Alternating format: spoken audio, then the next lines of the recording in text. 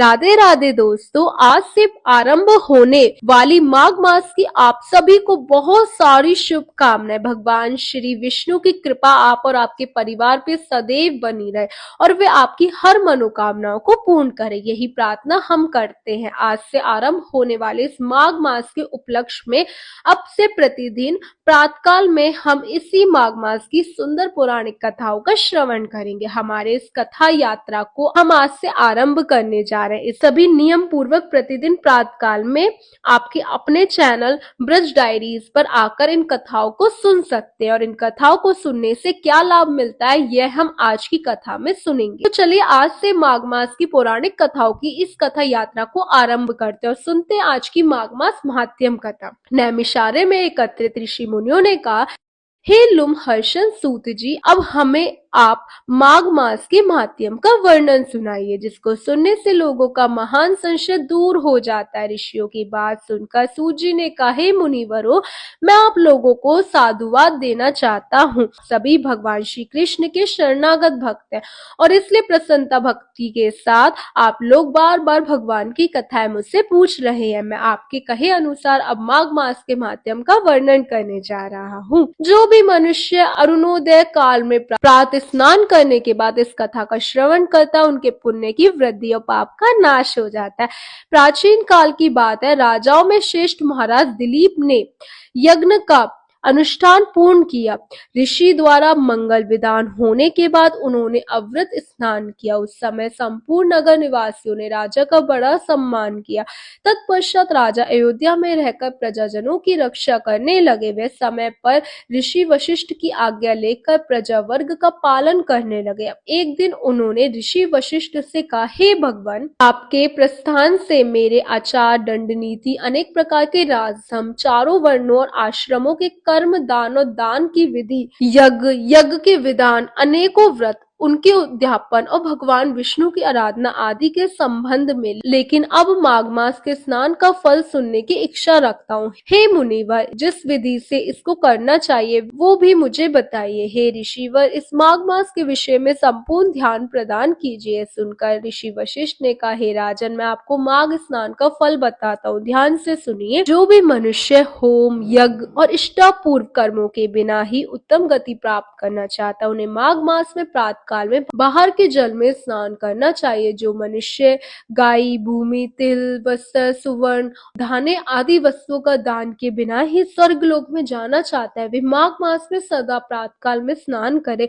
जो 3-3 रात क्रच और पराग आदि व्रतों के द्वारा अपने शरीर को सुखाए बिना ही स्वर्ग पाना चाहता है, उन्हें भी माघ मास में सदा प्रातः काल स्नान करना चाहिए। वैशाख में जल और अन्न का दान उत्तम है। कार्तिक में तपस्या पूजा की प्राथमिकता है और माघ मास में जप, होम और दान, ये 3 विशेष बताए गए हैं। जिन लोगों ने माघ मास में प्रातः स्नान, अनेक प्रकार का दान और भगवान विष्णु का स्तोत्र पाठ किया है, वे ही दिव्य धाम में आनंद पूर्वक निवास करते हैं। प्रिय वस्त्रों के त्याग और नियमों के पालन से माघ मास सदैव धर्म का साधक होता है और अधर्म की जड़ को वो काट देता है। अगर सकाम भाव से माघ मास का प्रातःकालीन स्नान किया जाए तो उससे मनोवांछित फल की सिद्धि होती है और निष्काम भाव से स्नान आदि करने पर मोक्ष देने वाला होता है। निरंतर दान करने वाले, वन में रहकर तपस्या करने वाले और सदा अतिथि सत्कार में संलग्न रहने वाले पुरुषों को जो दिव्य लोक प्राप्त होते हैं, वो सब कुछ माघ मास में स्नान करने वाले मनुष्य को भी मिल जाता है। अन्य पुण्यों से स्वर्ग में गए हुए मनुष्य पुण्य समाप्त होने पर वहां से लौट आते, लेकिन माघ स्नान करने वाले मानव कभी भी वहां से लौटकर नहीं आते। इससे बढ़कर कोई और तप और इससे बढ़कर कोई महत्वपूर्ण साधन हो ही नहीं सकता।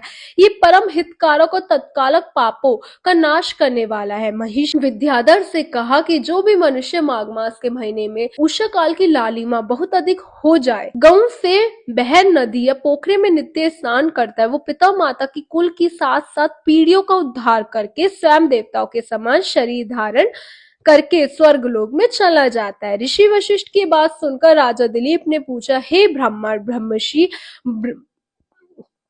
भुरुण ने किस समय मणि पर्वत पर विद्याधर को धर्म का उपदेश दिया?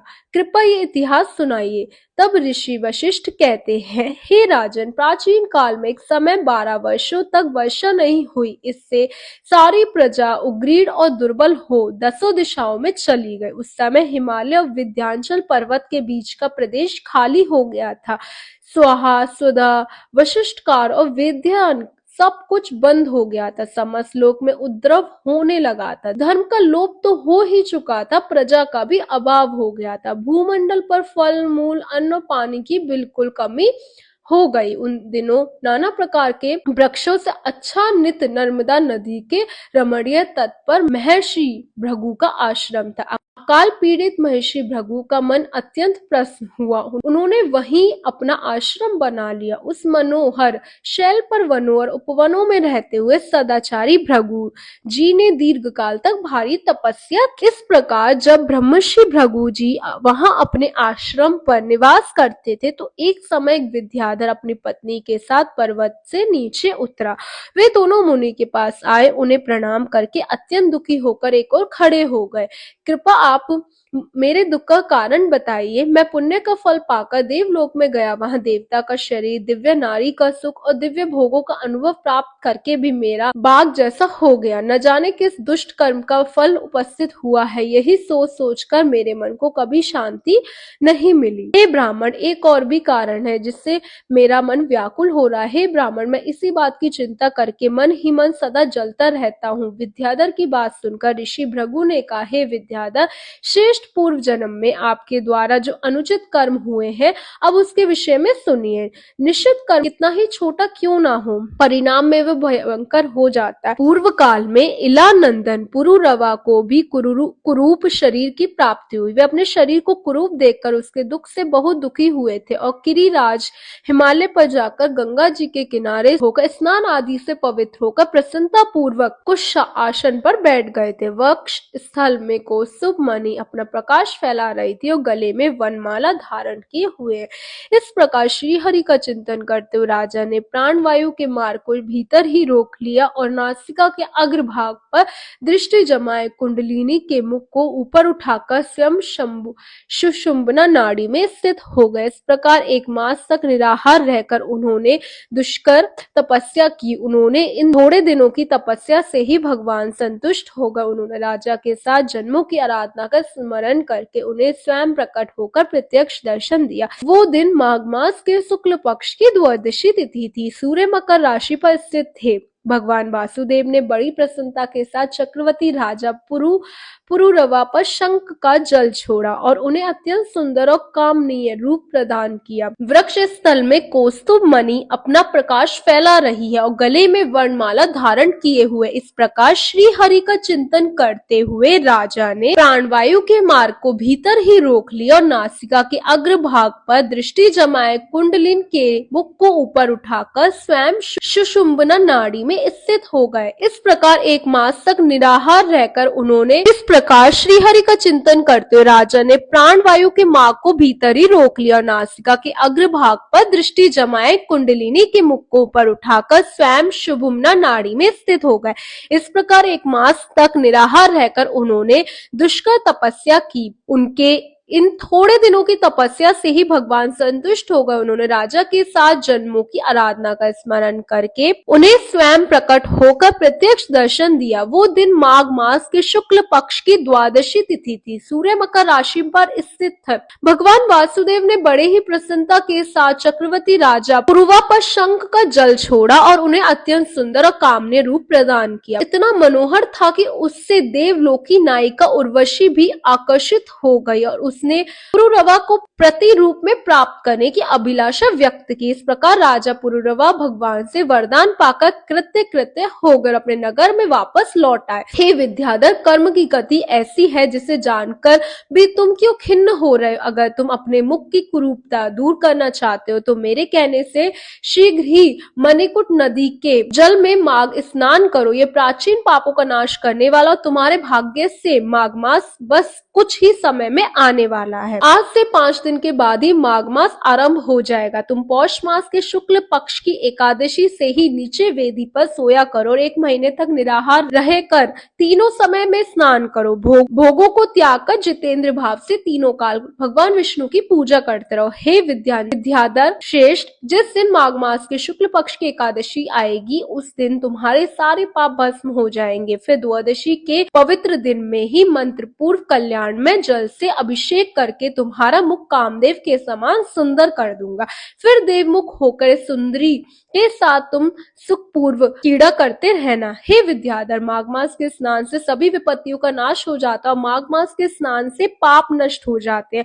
माघ मास सभी व्रतों से बढ़कर है और ये सब प्रकार के दानों का फल प्रदान करने वाला है। पुष्कर, कुरुक्षेत्र, ब्रह्मावर्त, प्रभुत्तर, अविमुक्त, खेद, काशी, प्रयाग और गंगा सागर संगम में 10-10 वर्षों तक संतोष आदि नियमों का पालन करने से जो फल प्राप्त होता है वो माघ मास के महीने में 3 दिनों तक प्रातः स्नान करके मिलता है। आयु, आरोग्य, रूप, सौभाग्य और उत्तम गुणों में जिनकी रुचि है उन्हें सूर्य के मकर राशि पर रहने तक प्रातःकाल अवश्य स्नान करना चाहिए। जो नरक से डरते हैं और दरिद्रता के महासागर में जिन्हें त्रास लगता है उन्हें सर्व प्रयत्न पूर्वक माघ मास में प्रातःकाल स्नान करना चाहिए। हे देवश्रेष्ठ, दरिद्रता, पाप, दुर्भाग्य रूपी कीचड़ को धोने के लिए माघ मास का स्नान अत्यंत महत्वपूर्ण है और उसके सिवा दूसरा कोई भी उपाय नहीं है। अन्य कर्मों को यदि श्रद्धा पूर्वक किया जाए तो बहुत थोड़ा फल देते हैं, लेकिन माघ मास का प्रातःकालीन स्नान अगर श्रद्धा के बिना भी विधि पूर्वक किया जाए तो वे पूरा फल देते हैं। गऊ से बाहर नदी या पोखरे के जल में जहाँ कहीं भी निष्काम या सकाम भाव से माघ स्नान करने वाला पुरुष इस लोक और परलोक में दुख नहीं देता। जैसे चंद्रमा कृष्ण पक्ष में क्षीण होता है और शुक्ल पक्ष में वो बढ़ता है, उसी प्रकार माघ मास में स्नान करके पाप क्षीण हो जाता है और पुण्य राशि बहुत ज्यादा बढ़ जाती है। जैसे समुद्र में नाना प्रकार के रत्न उत्पन्न होते हैं उसी प्रकार से माघ स्नान से आयु, धन और सृष्टि आदि संपत्तियां प्राप्त हो जाती है। जैसे प्रकार कामधेनु चिंतामणि मनोवांछित भोग देती है उसी प्रकार माघ मास का प्रातःकालीन स्नान सभी मनोरथों को पूर्ण करता है। सतयुग में तपस्वियों को, त्रेता में ज्ञान को, द्वापर में भगवान के पूजन को, कलयुग में दान को उत्तम बताया गया, लेकिन माघ मास कालीन स्नान सभी योगों में श्रेष्ठ बताया गया। सबके लिए, समस्त वर्णों और आश्रमों के लिए माघ मास का स्नान धर्म की धारावाहिक वृष्टि करता है। ऋषि भृगु के वचन सुनकर विद्याधर उसी आश्रम पर रुक गया और माघ मास में ऋषि भृगु के साथ ही उन्होंने विधि पूर्वक पवित्र नदी के कुंड में पत्नी सहित स्नान किया। महिषी भृगु के अनुग्रह से विद्याधर ने अपना मनोरथ प्राप्त कर लिया और फिर वो देखकर देवमुख होकर मणि पर्वत पर वे आनंद पूर्वक रहने लगे। भृगु जी उस पर क्रिया करके बहुत प्रसन्न हुए और पुनर्विद्या पर्वत पर अपने आश्रम में चले गए। उस विद्याधर का मणि में पर्वत की नदी में माघ स्नान करके मातर से कामदेव के समान मुख हो गया और भृगु जी के नियम समाप्त करके शिष्यों के साथ विंध्याचल पर्वत की घाटी में उतरकर नर्मदा तट पर आ गए। कथा का समापन करते हुए ऋषि वशिष्ठ कहते हैं, हे राजन, महिषी भृगु के द्वारा विद्याधर के प्रति कहा हुआ ये माघ मास का महात्म्य संपूर्ण भुवन का सार है और अनेक प्रकार के फलों से विचित्र जान पड़ता है। जो प्रतिदिन इस कथा का श्रवण करता है वे देवताओं की भांति सुंदर भूलोकों को प्राप्त कर लेता है। यही थी हमारी आज की माघ मास की कथा। आशा है कि कथा आपको अच्छी लगी होगी। अगर ऐसा है तो इसे लाइक करके अपने मित्र परिवार जनों के साथ अवश्य शेयर करें और क्योंकि हम अपने चैनल पर लेकर आते हैं सिर्फ और इसी माघ मास के दूसरे अध्याय की कथा सुनने के लिए अगर आपने अभी तक हमारे चैनल को सब्सक्राइब नहीं किया ब्रज डायरी को तो सब्सक्राइब कर लीजिए और आपसे हम मिलते हैं बहुत ही जल्द। तो चलिए माघ मास के दूसरे दिन की कथा आरंभ करते हैं। ऋषि वशिष्ठ ने कहा, हे राजन, मैं माघ मास का प्रभाव बताने जा रहा हूँ, अब आप इसे ध्यान पूर्वक सुनिए। इसे भक्ति पूर्वक सुनने से मनुष्य सभी पापों से मुक्त हो जाता है। इसलिए प्रत्येक मनुष्य को माघ मास में प्रातःकाल स्नान करके प्रतिदिन माघ मास के माध्यम की इन कथाओं का श्रवण करना चाहिए। प्राचीन काल की बात है, यह रथनंतन कल्प की कथा है। रथंतर कल्प के अंतर्गत सतयुग में कुछ नाम के एक ऋषि हुए। वे ब्रह्मा जी के पुत्र थे, अत्यंत तेजस्वी और निष्पाप थे। उन्होंने कदम ऋषि की सुंदरी कन्या से विधि पूर्वक विवाह किया। उनके गर्भ से वत्स मुनि नामक पुत्र उत्पन्न हुआ जो वंश को बढ़ाने वाला था। वत्स मुनि जब 5 वर्ष के हुए तब उनके पिता ने उनका उपनयन संस्कार किया और उन्हें गायत्री मंत्र का उपदेश दिया।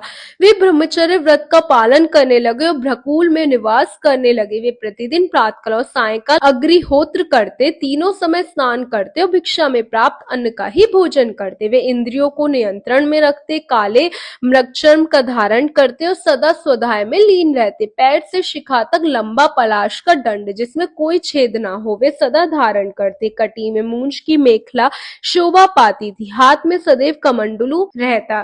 स्वच्छ कौपीन पहनते, शुद्ध भाव से रहते और स्वच्छ यज्ञोपवीत धारण करते। उनका मस्तक समाधियों की भस्म से सुशोभित रहता। वे सभी के नेत्रों को प्रिय लगते थे। प्रतिदिन वह माता पिता, गुरु, आचार्य, वृद्धों, सन्यासियों, ब्रह्मवादियों को प्रणाम किया करते थे। बुद्धिमान वत्स मुनि ब्रह्मयज्ञ में तत्पर रहते और सदा शुभ कर्मों का अनुष्ठान किया करते थे। वे पवित्री धारण कर देवताओं, ऋषियों, पितरों का तर्पण किया करते थे। फूल, चंदन और गंध आदि को हाथ से भी नहीं छूते थे। दंड, धावन, तांबूल और पगड़ी से परहेज रखते थे। नीले, लाल और पीले वस्त्र, खाट, आभूषण तथा ब्रह्मचर्य आश्रम के प्रतिकूल सभी वस्तुओं को वे स्पर्श तक नहीं करते थे। वे सदा शांत भाव से सदाचार में लीन रहते थे। ऐसे आचारवान ब्रह्मचारी वत्स मुनि जब सूर्य मकर राशि में प्रवेश करता तो माघ मास में भक्ति पूर्वक प्रतिदिन प्रातःकाल स्नान करते थे। जब आकाश में गिने चुने तारे शेष रहते उस ब्रह्म वेला में वे नदी में स्नान करते थे और जब अर्धचंद्र निकल जाता तब भी माघ मास का स्नान करते थे। वे मन ही मन अपने भाग्य की सराहना करने लगे। वे सोचते थे, अहो, इस पश्चिम वाहिनी कावेरी नदी में स्नान का अवसर मिलना मनुष्य के लिए अत्यंत दुर्लभ है। फिर भी मुझे मकर सूर्य में यहाँ स्नान का सौभाग्य प्राप्त हुआ।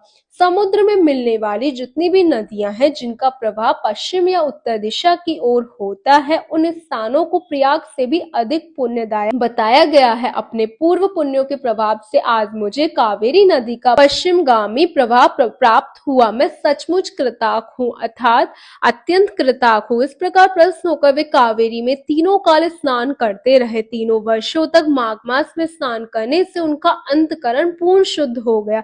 वे ममता और कामना से रहित हो गए। इसके पश्चात वे माता पिता और गुरु की आज्ञा लेकर सर्व पापनाशक कल्याण तीर्थ में पहुंचे। उस सरोवर में भी 1 मास तक माघ स्नान कर वत्स मुनि तपस्या करने लगे। हे राजन, इस प्रकार उनकी उत्तम तपस्या देखकर भगवान विष्णु अत्यंत प्रसन्न हुए। वे उनके सामने प्रत्यक्ष रूप से प्रकट हुए। भगवान विष्णु ने कहा, हे महाप्राज्ञ मृगश्रंग, मैं तुम पर अत्यंत प्रसन्न हूं। इतना कहकर भगवान पुरुषोत्तम ने उनके ब्रह्मरंध्र अर्थात मस्तक का स्पर्श किया। तब वत्स मुनि समाधि से विरत होकर जाग उठे। उन्होंने अपने सामने भगवान विष्णु को उपस्थित देखा। वह सहस्र सूर्यों के समान तेजस्वी, कौस्तुभ मणि से विभूषित, अत्यंत देदीप्यमान दिखाई दे रहे थे। मुनि ने वेग से उठकर भगवान को प्रणाम किया और भावपूर्ण स्तुति की। भगवान ऋषिकेश की स्तुति कर हाथ जोड़कर वे चुपचाप मन के सामने खड़े हो गए। उस समय उनके नेत्रों से आनंद के आंसू बह रहे थे। सारे शरीर में रोमांच हो रहा था। तब भगवान श्री हरि ने कहा, हे मुनि, माघ मास में सरोवर के जल में जो तुमने स्नान और तपस्या की है उससे मैं अत्यंत संतुष्ट हुआ हूँ। दक्षिणाओं सहित यज्ञदान, अन्य नियमों, यमों के पालन से भी मुझे इतना संतोष नहीं होता जितना माघ मास के स्नान से होता है। सबसे पहले तुम मुझसे वर मांगो, फिर मैं तुम्हें मनोवांछित वस्तुएं प्रदान करूंगा। मेरी प्रसन्नता के लिए जो भी आज्ञा दूं उसका पालन करो। जैसे तुम्हारे ब्रह्मचर्य से ऋषि संतुष्ट हुए वैसे यज्ञ करके देवताओं को और संतान उत्पन्न करके पितरों को भी संतुष्ट करो। अगले जन्म में तुम ब्रह्मा जी के पुत्र महाज्ञानी प्रभु नामक जीवन मुक्त ब्राह्मण बनोगे। निधा को वेदांत जन्य ज्ञान का उपदेश देकर पुनर्मेरे परम धाम को प्राप्त करोगे। भगवान श्री हरि के वचन सुनकर मृगश्रंग ने कहा, हे देव, संपूर्ण देवताओं द्वारा वंदित जगन्नाथ, आप यहाँ सदा निवास करें और सभी को समस्त भोग प्रदान करते रहें। आप सदैव जीवों को समस्त संपत्ति प्रदान करें। यदि मैं आपका कृपा पात्र हूँ तो यही एक वरदान मुझे प्रदान प्रदान करे। हे कमल नयन, आपके चरणों में पड़े भक्तों के दुख हरने वाले हैं। हे आयुष्य, मैं आपकी शरण में आया हूँ। वत्स मुनि की बात सुनकर भगवान विष्णु बोले, हे मृगशृंग, तथास्तु, मैं यहाँ सदा निवास करूंगा। जो लोग मुझे यहाँ पे मेरी पूजा करेंगे उन्हें सभी प्रकार की संपत्ति प्राप्त होगी। जब सूर्य मकर राशि में हो उस समय सरोवर में स्नान करने वाला मनुष्य सभी पापों से मुक्त होकर मेरे परम पद को प्राप्त करेगा।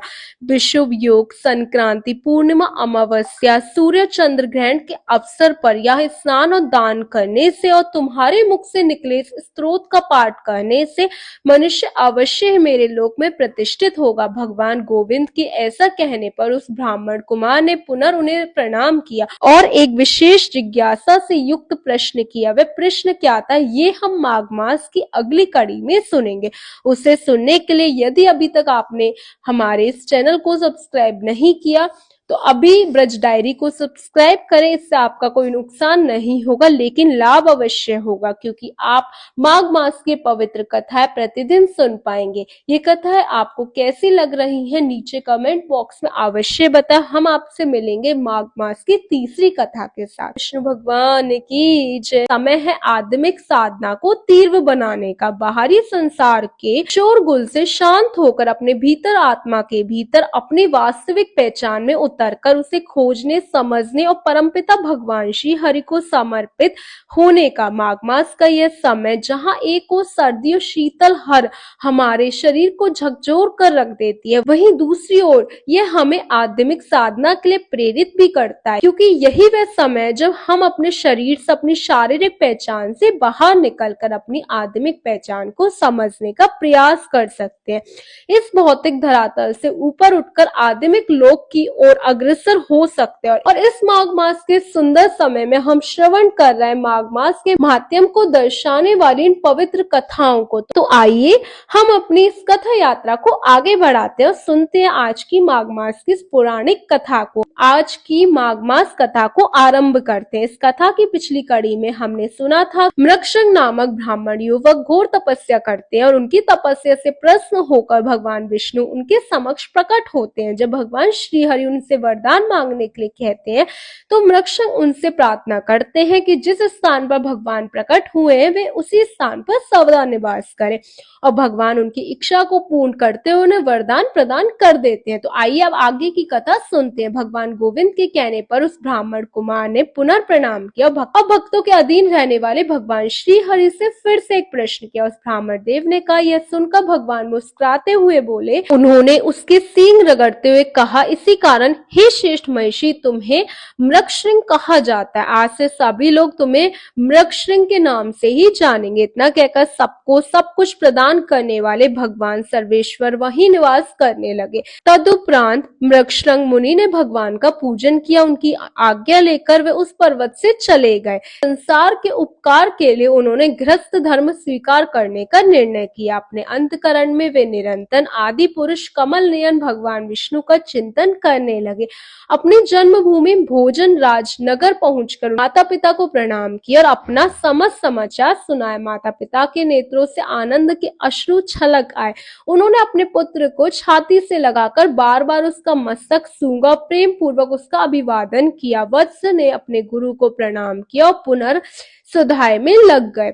माता पिता और गुरु इन तीनों की प्रतिदिन सेवा करते हुए उन्होंने संपूर्ण वेदों का अध्ययन किया। गुरु की आज्ञा लेकर विधि पूर्वक व्रत, स्नान और उत्सर्ग का कार्य किया।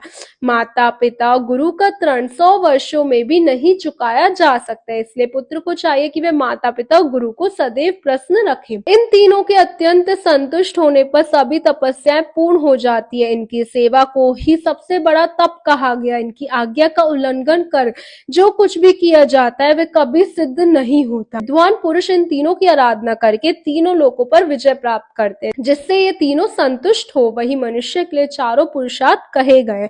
इसके अतिरिक्त जो कुछ है वह उपधर्म कहलाता है। मनुष्य को है कि अखंड ब्रह्मचर्य का पालन करते हुए पिता से क्रमश 3, 2 अथवा 1 वेद का अध्ययन करने के बाद गृहस्थाश्रम में प्रवेश करे। यदि पत्नी वश में हो तो गृहस्थाश्रम से बढ़कर कोई दूसरा आश्रम नहीं है। पति और पत्नी की अनुकूलता धर्म, अर्थ और काम की सिद्धि का प्रधान कारण है। यदि स्त्री अनुकूल हो तो स्वर्ग की क्या आवश्यकता है। घर घर ही स्वर्ग बन जाता है।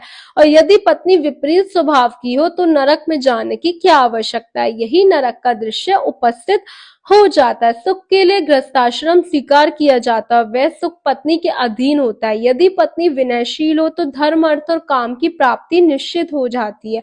जो गृह कार्य में निपुण, संतानवती, पतिव्रता, प्रिय वचन बोलने वाली और पति की अधीन रहने वाली हो, ऐसी स्त्री उत्तम गुणों से युक्त होने के कारण साक्षात लक्ष्मी कही गई है। इसलिए अपने समान वर्ण की उत्तम लक्षणों वाली स्त्री से विवाह करना चाहिए। जो न पिता के गोत्र में उत्पन्न हो, न माता के पिंड वर्ग में, वही स्त्री विवाह योग्य होती है। ऐसी स्त्री से ध्वजों के धर्म की वृद्धि होती है। जो स्त्री रोग रहित हो, जिसके भाई हो, जो आयु और कद में कुछ छोटी हो, जिसका मुख सौम्य हो और जो मधुर भाषण करने वाली हो, ऐसी पत्नी के साथ ध्वज को विवाह करना चाहिए। जिस कन्या का नाम पर्वत, नक्षत्र, वृक्ष, नदी, सर्प, पक्षी या दासों के नाम पर ना हो, जिसके नाम में कोमलता हो, ऐसी कन्या से बुद्धिमान पुरुष को विवाह करना चाहिए।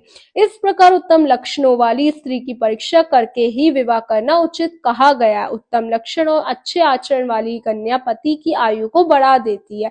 और इसलिए हे पिताजी, ऐसी पत्नी मुझे कहाँ मिलेगी? जो आचारहीन, आलसी, माघ स्नान न करने वाले, अतिथि पूजा से विमुख, एकादशी व्रत न रखने वाले, महादेव की भक्ति से शून्य, माता पिता की भक्ति ना करने वाले, गुरु को संतोष ना देने वाली, गायों की सेवा से विमुख, ब्राह्मणों का हित न चाहने वाली, यज्ञ, होम और श्राद्ध न करने वाली, दान, धर्म और शील से रहित, ऐसे लोगों के लिए वैसी स्त्रियां ही प्राप्त होती है। माघ मास समस्त पापों से मुक्ति और इंद्रलोक तक भी प्रदान कर सकता है। इसलिए हे पुत्र, माघ मास सौभाग्य, सदाचार, संतान वृद्धि, सत्संग, सत्य, उदारता, कीर्ति, शौर्य और बल सब कुछ प्रदान करता है। कहाँ तक गिनाऊं मैं, यह क्या क्या नहीं देता। हे पुण्यात्मा, कमल नयन भगवान विष्णु माघ स्नान से तुम पर अत्यंत प्रसन्न है। पिता के ये सत्य वचन सुनकर मृगशृंग मुनि मन ही मन अत्यंत प्रसन्न हुए। उन्होंने अपने पिता के चरणों में मस्तक झुकाया, पुनर्प्रणाम किया और दिन रात अपने हृदय में श्री हरि का चिंतन करने लगे। इसके पश्चात उन्हें अपने समान पत्नी किस प्रकार प्राप्त होगी, उसकी कथा हम सुनेंगे माघ मास की कथा श्रृंखला की अगली कड़ी में। बोलो श्री विष्णु भगवान की जय। राधे राधे दोस्तों, माघ मास की इस पावन प्रातकालीन वेला में आप सभी का हार्दिक स्वागत है। इस समय हम उस माघ मास की सुंदर कथाओं का श्रवण कर रहे हैं जो आत्मिक चेतना को ऊर्जा में भर देती है, और इसी कथा यात्रा को आज हम आगे बढ़ाते हैं। तो आइए आज की माघ मास की पौराणिक कथा का आरंभ करते हैं। ऋषि वशिष्ठ ने कहा, हे राजन, भोजनपुर में उच्च नाम के एक श्रेष्ठ मुनि रहते थे। उनकी कमल नयनों वाली कन्या थी, उसका नाम सुविद्रा था। वे माघ मास में प्रतिदिन प्रातःकाल उठकर अपनी कुमारी सखियों के साथ कावेरी नदी के पश्चिम गामी प्रवाह में स्नान किया करती थी। स्नान करते समय वे इस प्रकार प्रार्थना करती, हे देवी, आप इस पर्वत घाटी से निकलकर श्रीरंग क्षेत्र में प्रवाहित होती हैं। हे श्री कावेरी, मैं आपको नमस्कार करती हूँ, मेरे पापों का नाश कीजिए। मरुद्रवत, आप अत्यंत सौभाग्य प्रदान करने वाली हैं। माघ मास में जो लोग आपके जल में स्नान करते, आप उनके बड़े से बड़े पापों का भी नाश कर देती हैं। हे माता, मुझे मंगल प्रदान कीजिए। हे पश्चिम वाहिनी कावेरी, मुझे पति, धन, पुत्र, संपूर्ण मनोरथ की पूर्ति तथा पतिव्रत धर्म का पालन करने की शक्ति दीजिए। इतना कहकर सुविद्रा कावेरी माता को प्रणाम करती थी। जब सूर्य का कुछ कुछ उदय होने लगता, उसी समय वह नित्य स्नान करती थी। इस प्रकार उसने 3 वर्षों तक माघ स्नान किया। उसका उत्तम चरित्र और गुरुओं की सेवा में निपुणता देखकर पिता का मन अत्यंत प्रसन्न रहता था। अब वे सोचने लगे, अपनी कन्या का विवाह किससे करूं। इसी बीच कुछ मुनियों ने अपने ब्रह्मचारी पुत्र वत्स के विवाह हेतु उच्च मुनि की सुमुखी कन्या सुव्रता का वरण करने का विचार किया। सुभद्रा अत्यंत सुंदर थी, उसमें अनेक शुभ लक्षण थे। वे ब्रह्म और अंतकरण से शुद्ध तथा निरोगी थी। उस समय उसकी तुलना किसी से भी नहीं की जा सकती थी। वत्स मुनि उससे विवाह करने की अभिलाषा रखने लगे। एक दिन सुभद्रा अपनी 3 सखियों के साथ अरुणोदय के समय माघ स्नान के लिए कावेरी तट पर गई। उसी समय भयानक जंगली हाथी जल से बाहर निकला। उसे देखकर सुभद्रा और अन्य कन्याएं भयभीत होकर भागने लगी। हाथी भी बहुत दूर तक उनके पीछे दौड़ा। चारों कन्याएं तीव्र गति से दौड़ते दौड़ते हांफने लगी और ठोकर खाकर एक बहुत बड़े जल रहित सहित कुएं में गिर पड़ी। कुएं में गिरते उनके प्राण निकल गए। जब वे घर नहीं लौटी तो खोजबीन की गई। लोगों ने देखा कि वह कमल नयनी कन्या कुएं के भीतर निर्जीव पड़ी है। उनकी माताएं वहां पहुंची और शोकग्रस्त होकर बार बार उन्हें हृदय से लगाकर विलाप करने लगी। उसी समय तपस्या के भंडार क्रांतिमान धीर और जितेंद्रिय श्रीमान मृक्षंग मुनि वहां आ पहुंचे। उन्होंने मन में एक उपाय सोचा और सबको आश्वासन देते हुए कहा, जब तक मैं इन कन्याओं को जीवित ना कर दूं तब तक आप लोग इनके सुंदर शरीरों की रक्षा करें। इतना कहकर मुनि परम पावन कावेरी तट पर गए और गले तक जल में खड़े हो गए। उन्होंने भुजाएं उठाकर सूर्यदेव की ओर देखते हुए मृत्युदेव की स्तुति प्रारंभ की। तभी वह हाथी पुनः जल से निकलकर उन्हें मारने के लिए सूंड उठाए बड़े वेग से उनकी ओर दौड़ा। हाथी का क्रोध देखकर भी मुनि तनिक भी विचलित नहीं हुए, अपितु चित्र भी भांति शांत खड़े रहे। पास आने पर उसी क्षण गजराज का क्रोध शांत हो गया। उसने मुनि को सूंड से उठाकर अपनी पीठ पर बिठा लिया। मुनि उसके भाव को समझ गए। उसके कंधे पर सुखपूर्वक बैठकर उन्होंने जप पूर्ण किया और हाथ में जल लेकर बोले, मैं तुम्हें 8 दिनों के माघ स्नान का पुण्य प्रदान किया। उस पुण्य से गजराज पाप रहित हो गया। उसने प्रलयकालीन मेघ के समान गर्जना की। तभी मुनि को उसके दिव्य रूप के दर्शन हुए। उस जीव ने कहा, हे मुनीश्वर, आपने मुझे निदिंत पशु योनि से मुक्त कर दिया। अब मैं आपको अपना वृत्तांत सुनाता हूँ। पूर्व काल में निषिद्ध नगर में विश्वगुप्त नाम का एक धर्मात्मा वैश्य रहता था। वह श्राद्ध, देव पूजन, ब्राह्मण, गौ सेवा करता था। वह छल कपट से व्यापार नहीं करता था। धर्म बेचने वालों का पतन निश्चित होता है। धर्म पूर्वक अर्जित धन को उसने दान, कुएं, बगीचे, मंदिर, धर्मशाला बनाने में लगाया, परंतु एक कपालिक के भ्रम में आकर उसने अपना सारा धन नष्ट कर दिया। माघ मास में उसने 10 दिनों तक स्नान किया। उसी पुण्य से वह स्वर्ग को गया। पूर्व काल की बात है। निषेध नगर में विश्वगुप्त नाम का एक अत्यंत धर्मात्मा वैश्य रहता था। वह अपने स्वधर्म को पूरी निष्ठा से पालन करता, समय समय पर श्राद्ध करता, देवताओं को पूजन करता, ब्राह्मणों व गौ की सेवा किया करता था। वे अनेक प्रकार के सुगंधित द्रव्यों, दूध, दही, मठा, गोबर, लकड़ी, फल, मूल, अन्न, साग, बीज, वस्त्र, धातुओं का व्यापार करता, परंतु जिन रसों का विक्रय पाप माना गया उन्हें वह कभी नहीं बेचता। व्यापार में वह कभी छल कपट नहीं करता। वह जानता था कि जो मनुष्य साधु पुरुषों को व्यापार में ठगता है वह घोर नरक में गिरता है और उसका धन भी नष्ट हो जाता है। मैं मन, वाणी, कर्म से किसी भी प्राणी को कष्ट पहुंचाए बिना आजीविका चलाता था। ऐसी जीविका को ही परम धर्म माना है। इस प्रकार धर्म के मार्ग पर चलते हुए मैंने 1 करोड़ स्वर्ण मुद्राओं का अर्जन किया। मेरा एक पुत्र भी है जो सभी गुणों में श्रेष्ठ है।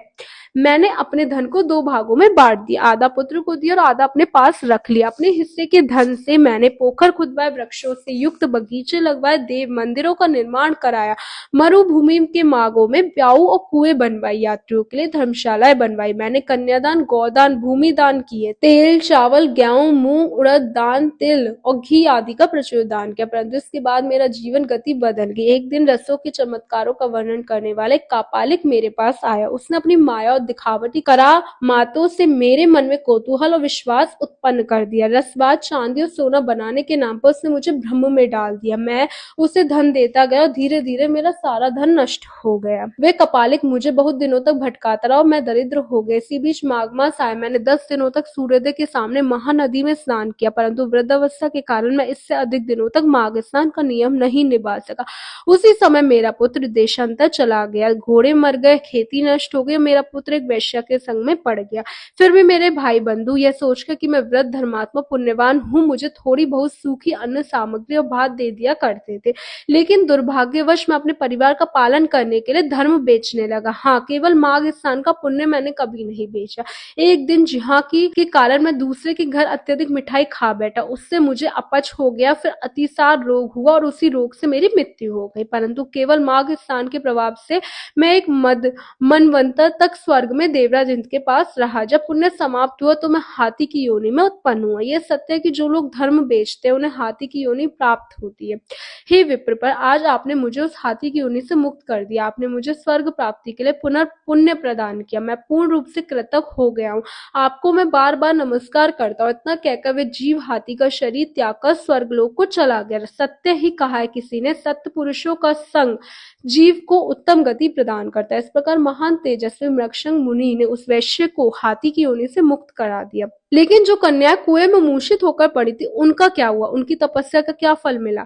इसका उत्तर हम जानेंगे माघ मास कथा की अगली कड़ी में कल प्रातःकाल आपके अपने ब्रज डायरी चैनल पर। तो अगर आपने अभी तक चैनल को सब्सक्राइब नहीं किया है तो चैनल को सब्सक्राइब कर ले। बोलो विष्णु भगवान की जय। स्वागत है। माघ मास अर्थात शीतकालीन ऋतु में आने वाला वह पवित्र समय जब मनुष्य अपनी साधना को तीव्र बनाकर अपनी आध्यात्मिक गत्यम की ओर सरलता से अग्रसर हो सकता है। यह समय अधिक से अधिक जप तप और दान करने का। इसी माघ मास में हम श्रवण कर रहे माघ मास के माध्यम को दर्शाने वाली इन सुंदर पौराणिक कथाओं को। तो आइए माघ मास की इस कथा श्रृंखला को आगे बढ़ाते हैं और सुनते हैं आज की माघ मास व्रत कथा। पिछली कड़ी में आपने सुना था कि ऋषि मृगशंग ने माघ मास के माध्यम के पुण्य फल से एक हाथी का उद्धार कर दिया था। वह हाथी दिव्य देह प्राप्त कर स्वर्गलोक की ओर चला गया, परंतु उन कन्याओं का क्या होगा जिन्हें उस हाथी ने कुएं में ढकेल दिया था। आइए उसी कथा को आगे बढ़ाते हैं।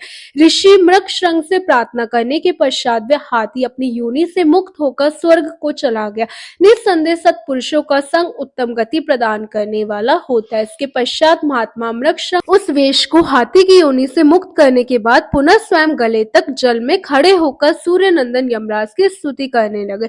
स्तुति करते हुए इस प्रकार कहने लगे, ओम यम धर्मराज मृत्यु अंतक वैवस्व काल सर्वभूतस्य ओंदुम बरदंत नील परमेष्टि वक्रोदय चित्र चित्रगुप्त। इन 14 नामों से पुकारे जाने वाले भगवान यमराज को मेरा नमस्कार है, जिनका मुख दाढ़ों के कारण विकराल प्रतीत होता है, टेढ़ी बोहों से युक्त नेत्र कूर जान पड़ते हैं, जिनके शरीर पर ऊपर की ओर और उठे हुए विशाल राम है, ओष्ठ अत्यंत लंबे। ऐसे भगवान यमराज को मेरा नमस्कार है। आप अनेक भुजाओं से युक्त है, अनंत नाग के समान प्रतीत होते हैं, काजल पर्वत के समान काले शरीर वाले भयंकर रूपधारी है। आपको नमस्कार है। हे भगवान, आपका वेश अत्यंत भयानक है। आप पापियों को भय प्रदान करते हैं, कालदंड से उन्हें दंडित करते और अनेक अस्त्र शस्त्र धारण करते। महान भैसा आपका वाहन है। आपके नेत्र दैत्य अंगारों के समान प्रतीत होते हैं। आपकी गर्जना प्रलयकालीन वायु के समान प्रचंड है। आप समुद्र को भी पी जाते हैं, संपूर्ण जगत को ग्रास बना लेते हैं, पर्वतों को चबा लेते हैं और मुख से अग्नि उगलते हैं। ऐसे भगवान यमराज को मेरा नमस्कार है। हे प्रभु, आप अत्यंत घोर अग्नि के समान तेजस्वी काल रूप मृत्यु है। अनेक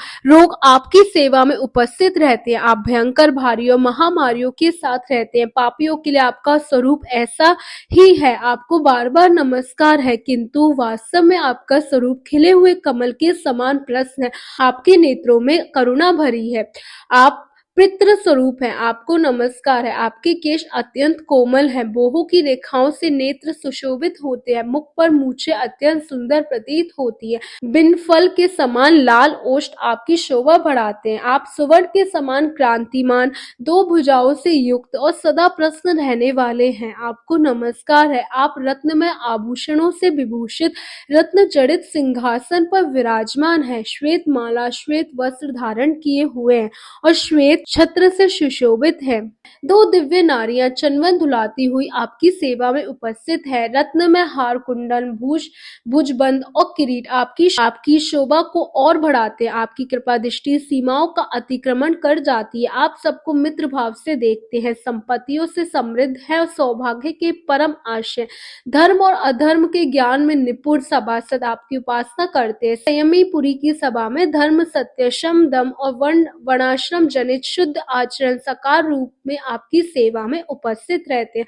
आप साधुओं पर सदा स्नेह करते हैं, वाणी से प्राणों का संचार करते हैं, वचनों से संतोष देते हैं और गुणों से सर्वस्व समर्पण करते हैं। हे धर्मराज, आपको बार बार नमस्कार है। जो सबके काल होते हुए भी शुभ कर्म करने वालों पर कृपा करते हैं, पुण्यात्माओं के हितैषी सत्पुरुषों के संयमी पुरी के स्वामी, ऐसे धर्मराज को नमस्कार है, जिनके वाहन की पीठ पर लटकती घंटियों की ध्वनि से सारी दिशाएं गूंज होती हैं, जो ऊंचे सींगों और फुंकारों से अत्यंत भीषण प्रतीत होते हैं। ऐसे महान भैंसे पर विराजमान भगवान यमराज को नमस्कार है, जिनकी 8 विशाल भुजाएं नरच शक्ति मुसल खड़क गदा त्रिशूल पाश और अंकुश से सुशोभित है, उन यमराज को नमस्कार है। हे भगवान, जब आपके दूत पापी जीवों को दृढ़ता से बांधकर आपके सम्मुख लाते हैं, तब आप उन्हें आदेश देते हैं कि इन पापियों को घोर नरकों में डालो, छेद डालो, टुकड़े टुकड़े करो, जलाओ, सुखाओ, पीस डालो। इस प्रकार यमुना जी के ज्येष्ठ भ्राता भगवान यमराज को मेरा नमस्कार है। इस प्रकार की स्तुति करके मृगशृंग ने करुणा उदारता के सागर दक्षिण दिशा के स्वामी भगवान यम का ध्यान करते हुए उन्हें दश प्रणाम किया। इससे भगवान यम अत्यंत प्रसन्न और दिव्य तेजस्वी रूप धारण कर मुनि के सम्मुख प्रकट हुए। उनका मुख कमल के समान प्रसन्नता से खिला हुआ था। किरीट, हार, केयूर और मणि में कुंडल धारण किए अनेक सेवक उनकी सेवा में उपस्थित थे। इसके पश्चात यमराज ने मुनि से वार्तालाप किया। वह संवाद क्या था, ये हम जानेंगे मास माह कथा श्रृंखला की अगली कड़ी में। इसे सुनने के लिए यदि अभी तक आपने अपने ब्रज डायरी चैनल को सब्सक्राइब नहीं किया हो तो अवश्य सब्सक्राइब कर ले। हम आपसे मिलते हैं फिर कल अगली कड़ी के लिए। आज माघ मास का छठा दिन है। माघ मास में प्रतिदिन प्रातःकाल स्नान, दान, जप और कथा श्रवण का विशेष महत्व बताया गया है। इसी कारण इस पावन समय में हम माघ मास से संबंधित उसके महात्म्य को दर्शाने वाली सुंदर पौराणिक कथाएं सुन रहे। आइए अपनी कथा यात्रा को आगे बढ़ाते हैं और आज की माघ मास कथा का श्रवण करते हैं। आज की कथा आरंभ करते हैं। कल की कथा में हमने सुना था कि ऋषि मृगशृंग द्वारा यमराज जी की विस्तृत स्तुति की गई। उस स्तुति से प्रसन्न होकर यमराज जी स्वयं दिव्य रूप धारण कर मुनि के समक्ष प्रकट हुए। इसके पश्चात उन्होंने क्या कहा, आइए सुनते हैं। यमराज ने कहा, हे मुनि, मैं तुम्हारी इस स्तुति से अत्यंत संतुष्ट हूँ और तुम्हें वर देने के लिए आया हूँ। तुम मनोवांछित वर मांगो, मैं तुम्हें अभिष्ट वस्तु प्रदान करूंगा। यह सुनकर मुनीश्वर मृगशृंग उठकर खड़े हो गए। यमराज को सामने उपस्थित देखकर उन्हें अत्यंत विस्मय हुआ और उनके नेत्र प्रसन्नता से खिल उठा। कुरुतांत को पाकर उन्होंने स्वयं को सफल मनोवांछित समझकर हाथ जोड़े इस प्रकार कहने लगे, हे भगवान, इन कन्याओं को प्राणदान दीजिए, मैं आपसे बार बार यही याचना करता हूँ। मुनि का कथन सुनकर धर्मराज अदृश्य रूप से उन ब्राह्मण कन्याओं को उनके शरीर में प्रविष्ट करा दिया। तत्पश्चात वे कन्याएं सोकर उठने वाली भांति खड़ी हो गई। अपनी बालिकाओं को सचेत देखकर माताओं को अत्यंत हर्ष हुआ। कन्याएं पूर्ववत अपने अपने वस्त्र पहनकर माताओं को बुलाकर उनके साथ अपने घर चली गई। इस प्रकार विप्र मृगशृंग को वरदान देकर यमदेव अपने पार्षदों सहित अंतर्ध्यान हो गए। ब्राह्मण भी यमराज से वर पाकर अत्यंत प्रसन्नता के साथ अपने आश्रम लौट गए। जो मनुष्य प्रतिदिन यमराज की स्तुति का पाठ करेगा उसे कभी भी यम यातना नहीं भोगनी पड़ेगी। उस पर यमराज प्रसन्न रहेंगे। उसकी संतान को कभी अकाल मृत्यु का भय नहीं होगा। उसे इस लोक और परलोक दोनों में लक्ष्मी की प्राप्ति होगी तथा वे कभी रोगों का शिकार नहीं बनेगा। इस प्रकार का महात्म्य ऋषि वशिष्ठ से सुनकर राजा दिलीप ने कहा, हे मुनि, यमलोक से लौटकर आई उन साध्वी कन्याओं ने अपनी माताओं बंधुओं को वहां का वृत्तांत कैसे बताया। पापियों की यातना और पुण्यात्माओं की गति के विषय में उन्होंने क्या कहा। मैं पुण्य और पाप के शुभ तथा अशुभ फलों को विस्तार से सुनना चाहता हूँ। राजा दिलीप की जिज्ञासा सुनकर ऋषि वशिष्ठ बोले, हे राजन, उन कन्याओं ने अपनी माताओं बंधुओं से पुण्य पाप के शुभ अशुभ फलों के विषय में जो कुछ कहा था अब मैं तुम्हें विस्तार से बताता हूँ। उन कन्याओं ने कहा, हे माताओं, यमलोक अत्यंत भयानक और भय उत्पन्न करने वाला है। वहाँ 4 प्रकार के जीवों को विवश होकर जाना पड़ता है। गर्भ में रहने वाले, जन्म लेने वाले शिशु, बालक, युवक, वृद्ध, स्त्री, पुरुष तथा नपुंसक, सभी को वहाँ जाना होता है। वहाँ चित्रगुप्त आदि समदर्शी निष्पक्ष सत्पुरुष मिलकर देहधारियों के शुभ अशुभ कर्मों का विचार करते हैं। इस लोक में जो शुभ कर्म करने वाले कोमल हृदय और दयालु पुरुष है वे सौम्य मार्ग से यमलोक जाते हैं। अनेक प्रकार के दान और व्रतों में संलग्न स्त्री पुरुषों से सूर्य नंदन यम की नगरी भरी रहती है। माघ स्नान करने वाले लोग वहां विशेष रूप से शोभित होते हैं। धर्मराज उनका विशेष सम्मान करते हैं। जो लोग माघ मास में प्रतिदिन प्रातःकाल स्नान करते हैं उनके लिए वहां सभी प्रकार की भोग सामग्री सहज रूप से उपलब्ध रहती है। माघ स्नान में मन लगाने वाले पुण्यात्माओं के लिए सैकड़ों हजारों विचित्र विमान वहां शोभायमान रहते हैं। उन पुण्यात्माओं को विमान पर आते देखकर सूर्य नंदन यम अपने आसन से उठकर खड़े हो जाते और अपने पार्षदों के साथ जाकर उनका स्वागत करते हैं। आदर पूर्वक आसन देखकर पाग अर्ध आदि निवेदन करते और प्रिय वचनों में कहते हैं, आप आत्म कल्याण करने वाले महात्मा है, आत्य धन्य है। आपने दिव्य सुखों की प्राप्ति के लिए पुण्य का संचय किया है। हे माताओं बंधु जनों, अब हम वहां के पापी जीवों के कष्टों का वर्णन कर रही हैं। आप सब धैर्य धारण कर सुने। जो क्रूर कर्म करने वाले और दान न देने वाले पापी जीव है वे यमराज के नगर में अत्यंत भयानक दक्षिण मार्ग से जाते हैं। यमराज का नगर अनेकों रूपों में स्थित है जिसका विस्तार चारों ओर से 86,000 संहार योजना माना गया है। पुण्यात्माओं को वह नगर समीप प्रतीत होता है, किंतु भयंकर मार्ग से जाने वाले पापियों को वह अत्यंत दूर लगता है। वह मार्ग कहीं तीखी कांटों से भरा है, कहीं रेत और कंकड़ों से, कहीं पत्थरों से के टुकड़ों से बिछे हैं जिनके किनारे छुरों की धार जैसी है, कहीं कीचड़ भरा रहता है, कहीं ऊंचे नीचे गड्ढे, कहीं लोहे की सुई के समान नुकीले कुशों से मार्ग ढका रहता है, कहीं वृक्षों से भरे पर्वत है जिनके किनारे प्रचंड जल प्राप्त है, कहीं ढहते अंगारे, कहीं तपती बालू और कहीं तीखी कीले बिछी रहती है, कहीं कहीं अंधकार में वन है जहाँ कोई सहारा नहीं मिलता, कहीं तप लोहे के कांटेदार वृक्ष, कहीं दावा नल, कहीं तपती शिलाएं, कहीं हिम के अगच्छित मार्ग हैं, कहीं ऐसी बालू हैं जिसमें चलते चलते जीव गले तक धस जाता है, कहीं गर्म जल, कहीं कटीले आग, कहीं धूल भरी प्रचंड आंधियां चलती हैं, कहीं बड़े बड़े पत्थरों की वर्षा होती है। इन सभी पीड़ाओं को सहते हुए पापी जीव यमलोक पहुंचते हैं। रेत की भारी वर्षा से उनका शरीर भर जाता है और वे रोते रहते हैं। मेघों की भयंकर गर्जना से वे बार बार कांप उठते हैं। कहीं अस्त्र शस्त्रों की वर्षा से शरीर घायल हो जाता है, फिर उनके ऊपर नमक मिले जाने की धाराएं डाली जाती है। इस प्रकार कष्ट सहते हुए उन्हें आगे बढ़ना पड़ता है। इस मार्ग में ना तो कोई सहारा होता है, ना कोई विश्राम। वे मार्ग अत्यंत दुर्गम, निर्जन और अंधकार से भरा होता है। ऐसे भयानक मार्ग से यम की आज्ञा का पालन करने वाले यमदूत सभी पाप परायण मूढ़ जीवों को बलपूर्वक यमलोक से ले जाते हैं। यमलोक से लौटकर आई उन कन्याओं ने यमलोक के मार्ग का ऐसा वर्णन किया था, आगे वे यमलोक में निवास करने वाले जीवों और यमदूतों के विषय में बताएंगे। ये सब हम कल की अगली कड़ी में सुनेंगे हमारी इसी माघ मास कथा श्रृंखला में। आप इन कथाओं को प्रतिदिन नियम पूर्वक सुनते रहे। यदि ये वीडियो और कथा आपको अच्छी लगे तो इसे लाइक करो और सभी के साथ साझा जरूर करो। यदि आपने अभी तक चैनल को सब्सक्राइब नहीं किया तो शीघ्र कर लीजिए। राधे राधे दोस्तों, आप सभी का स्वागत है आज की माघ मास की कथा में। आशा है आप सभी प्रतिदिन इन कथाओं का श्रवण करते होंगे। शुरुआत से लेकर अंत तक प्रातःकाल में माघ मास के महत्ता को दर्शाती हुई कथाओं का श्रवण करने से आपको वैसे ही उसका आधा पुण्य प्राप्त हो जाएगा और बाकी का पुण्य आप प्रातःकाल स्नान करके, जप करके और तपस्या करके प्राप्त कर रहे होंगे। इसी आशा के साथ चलिए आज की हमारी माघ मास की कथा श्रृंखला को आगे बढ़ाते हैं और सुनते हैं आज की माघ मास कथा।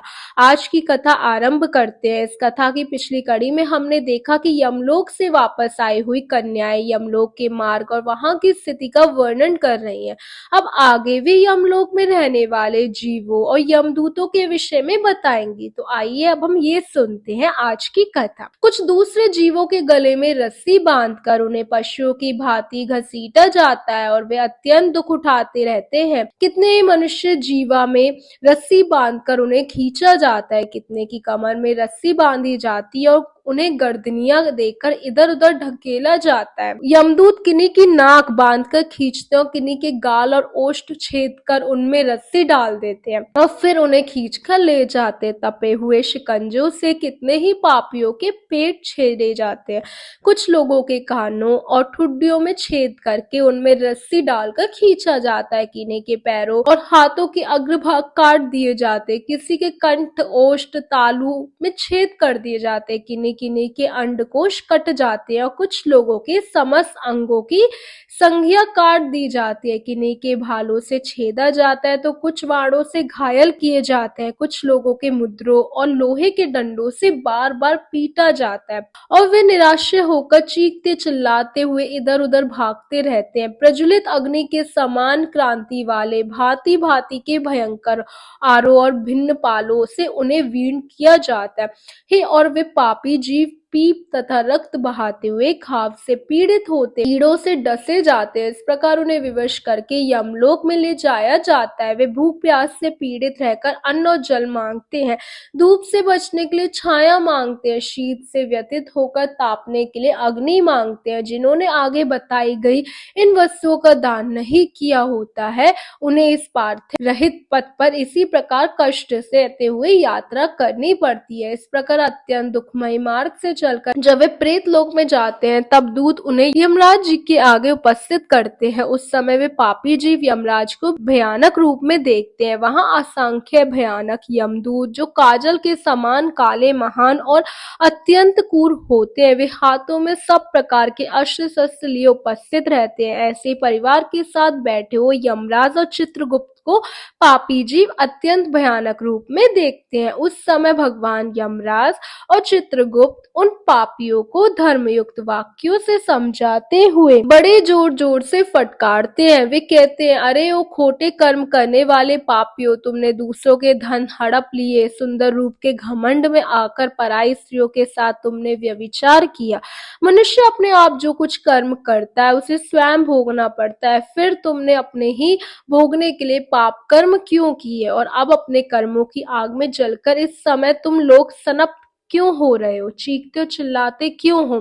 भोगो अपने कर्मों को, इसमें दूसरे किसी का कोई भी दोष नहीं। तुमने ऐसे पाप क्यों किए? राज्य के लोभ में पड़कर मोहवश बलपूर्वक अन्याय से तुमने जो प्रजाजनों को दंड दिया है ना, इस समय उसी का फल भोग रहे हो। कहाँ है वे राज्य तुम्हारा? कहाँ गई वे रानी जिसके लिए तुमने ये पाप कर्म किया? अब तो सबको छोड़कर तुम अकेले यहाँ खड़े होना पड़ रहा है। यहाँ वे बल नहीं दिखाई देता जिससे तुमने प्रजा का विध्वंस किया। इस समय यमदूतों की मार पड़ने पर कैसा लग रहा है तुम्हें? इस प्रकार अनेक प्रकार के वचनों द्वारा यमराज जी के उल्हाना देने पर वे राजा अपने अपने कर्मों को सोचते हुए चुपचाप खड़े रह जाते हैं, और इस प्रकार राजाओं से धर्म की बात कहकर धर्मराज उनके पाप पंख की शुद्धि के लिए अपने दूतों से कहते हैं। इतना कहते ही वे दूत शीघ्र ही उठकर राजाओं के पैर पकड़ लेते हैं उन्हें, और बड़े वेग से आकाश में घुमाकर फेंकते हैं। इसके बाद उन्हें पूरा बल लगाकर तपी हुई शिला पर बड़े वेग से पटकते हैं, मानो किसी महान वृक्ष पर वज्र से प्रहार हो रहा हो। शिला पर गिरने से उनका शरीर चूर चूर हो जाता, रक्त के स्रोत बहने लगते और जीव अचेत और निश्चेत हो जाता। तत्पश्चात वायु का स्पर्श होने पर वे धीरे धीरे फिर सांस लेने लगते हैं। उसके बाद पाप की शुद्धि के लिए उसे नरक के समुद्र में डाल दिया जाता है। इस पृथ्वी के नीचे नरक की 28 कोटियां हैं। वे 7वें तल के अंत में भयंकर अंधकार के भीतर स्थित है। उनमें पहली कोटि का नाम है घोरा, उसके नीचे सुघोरा की स्थिति है, तीसरी है अति घोरा, चौथी है महाघोरा, पांचवी कोटि घोर रूपा है, छठी का नाम तरल तारा है, सातवीं का भयानका, आठवीं का कालरात्रि और नौवीं का भयोकटा। उसके नीचे 10वीं कोटि चंडा है, उसके भी नीचे महाचंडा, 12वीं का नाम चंड कोलाहला, उसके बाद प्रचंडा, नरनायिका, कराला, विकराला, वज्रा है। 3 अन्य नरकों के साथ वज्रा की 20वीं संख्या है, और इसके सिवा त्रिकोड़ा, पंचकोड़ा, सुगीरा, परिवर्तुला, सप्तभौमा, अष्टभौमा, दीप्ता, माया, ये 8 और कोटियां। इस प्रकार नरक की कुल 28 कोटियां बताई गई है। इतना कहने के बाद सभी कन्याएं विस्तार से यमलोक के अंदर नरक का वर्णन करेंगी। कितने प्रकार के नरक होते हैं और किस प्रकार के जीव कौन से नरक में जाते हैं, कौन सा पाप कर्म करने से कौन से नरक में जाना पड़ता है, इन सब के ऊपर विस्तार से हम बात करेंगे हमारी इसी माघ मास कथा श्रृंखला आने वाली कड़ी में।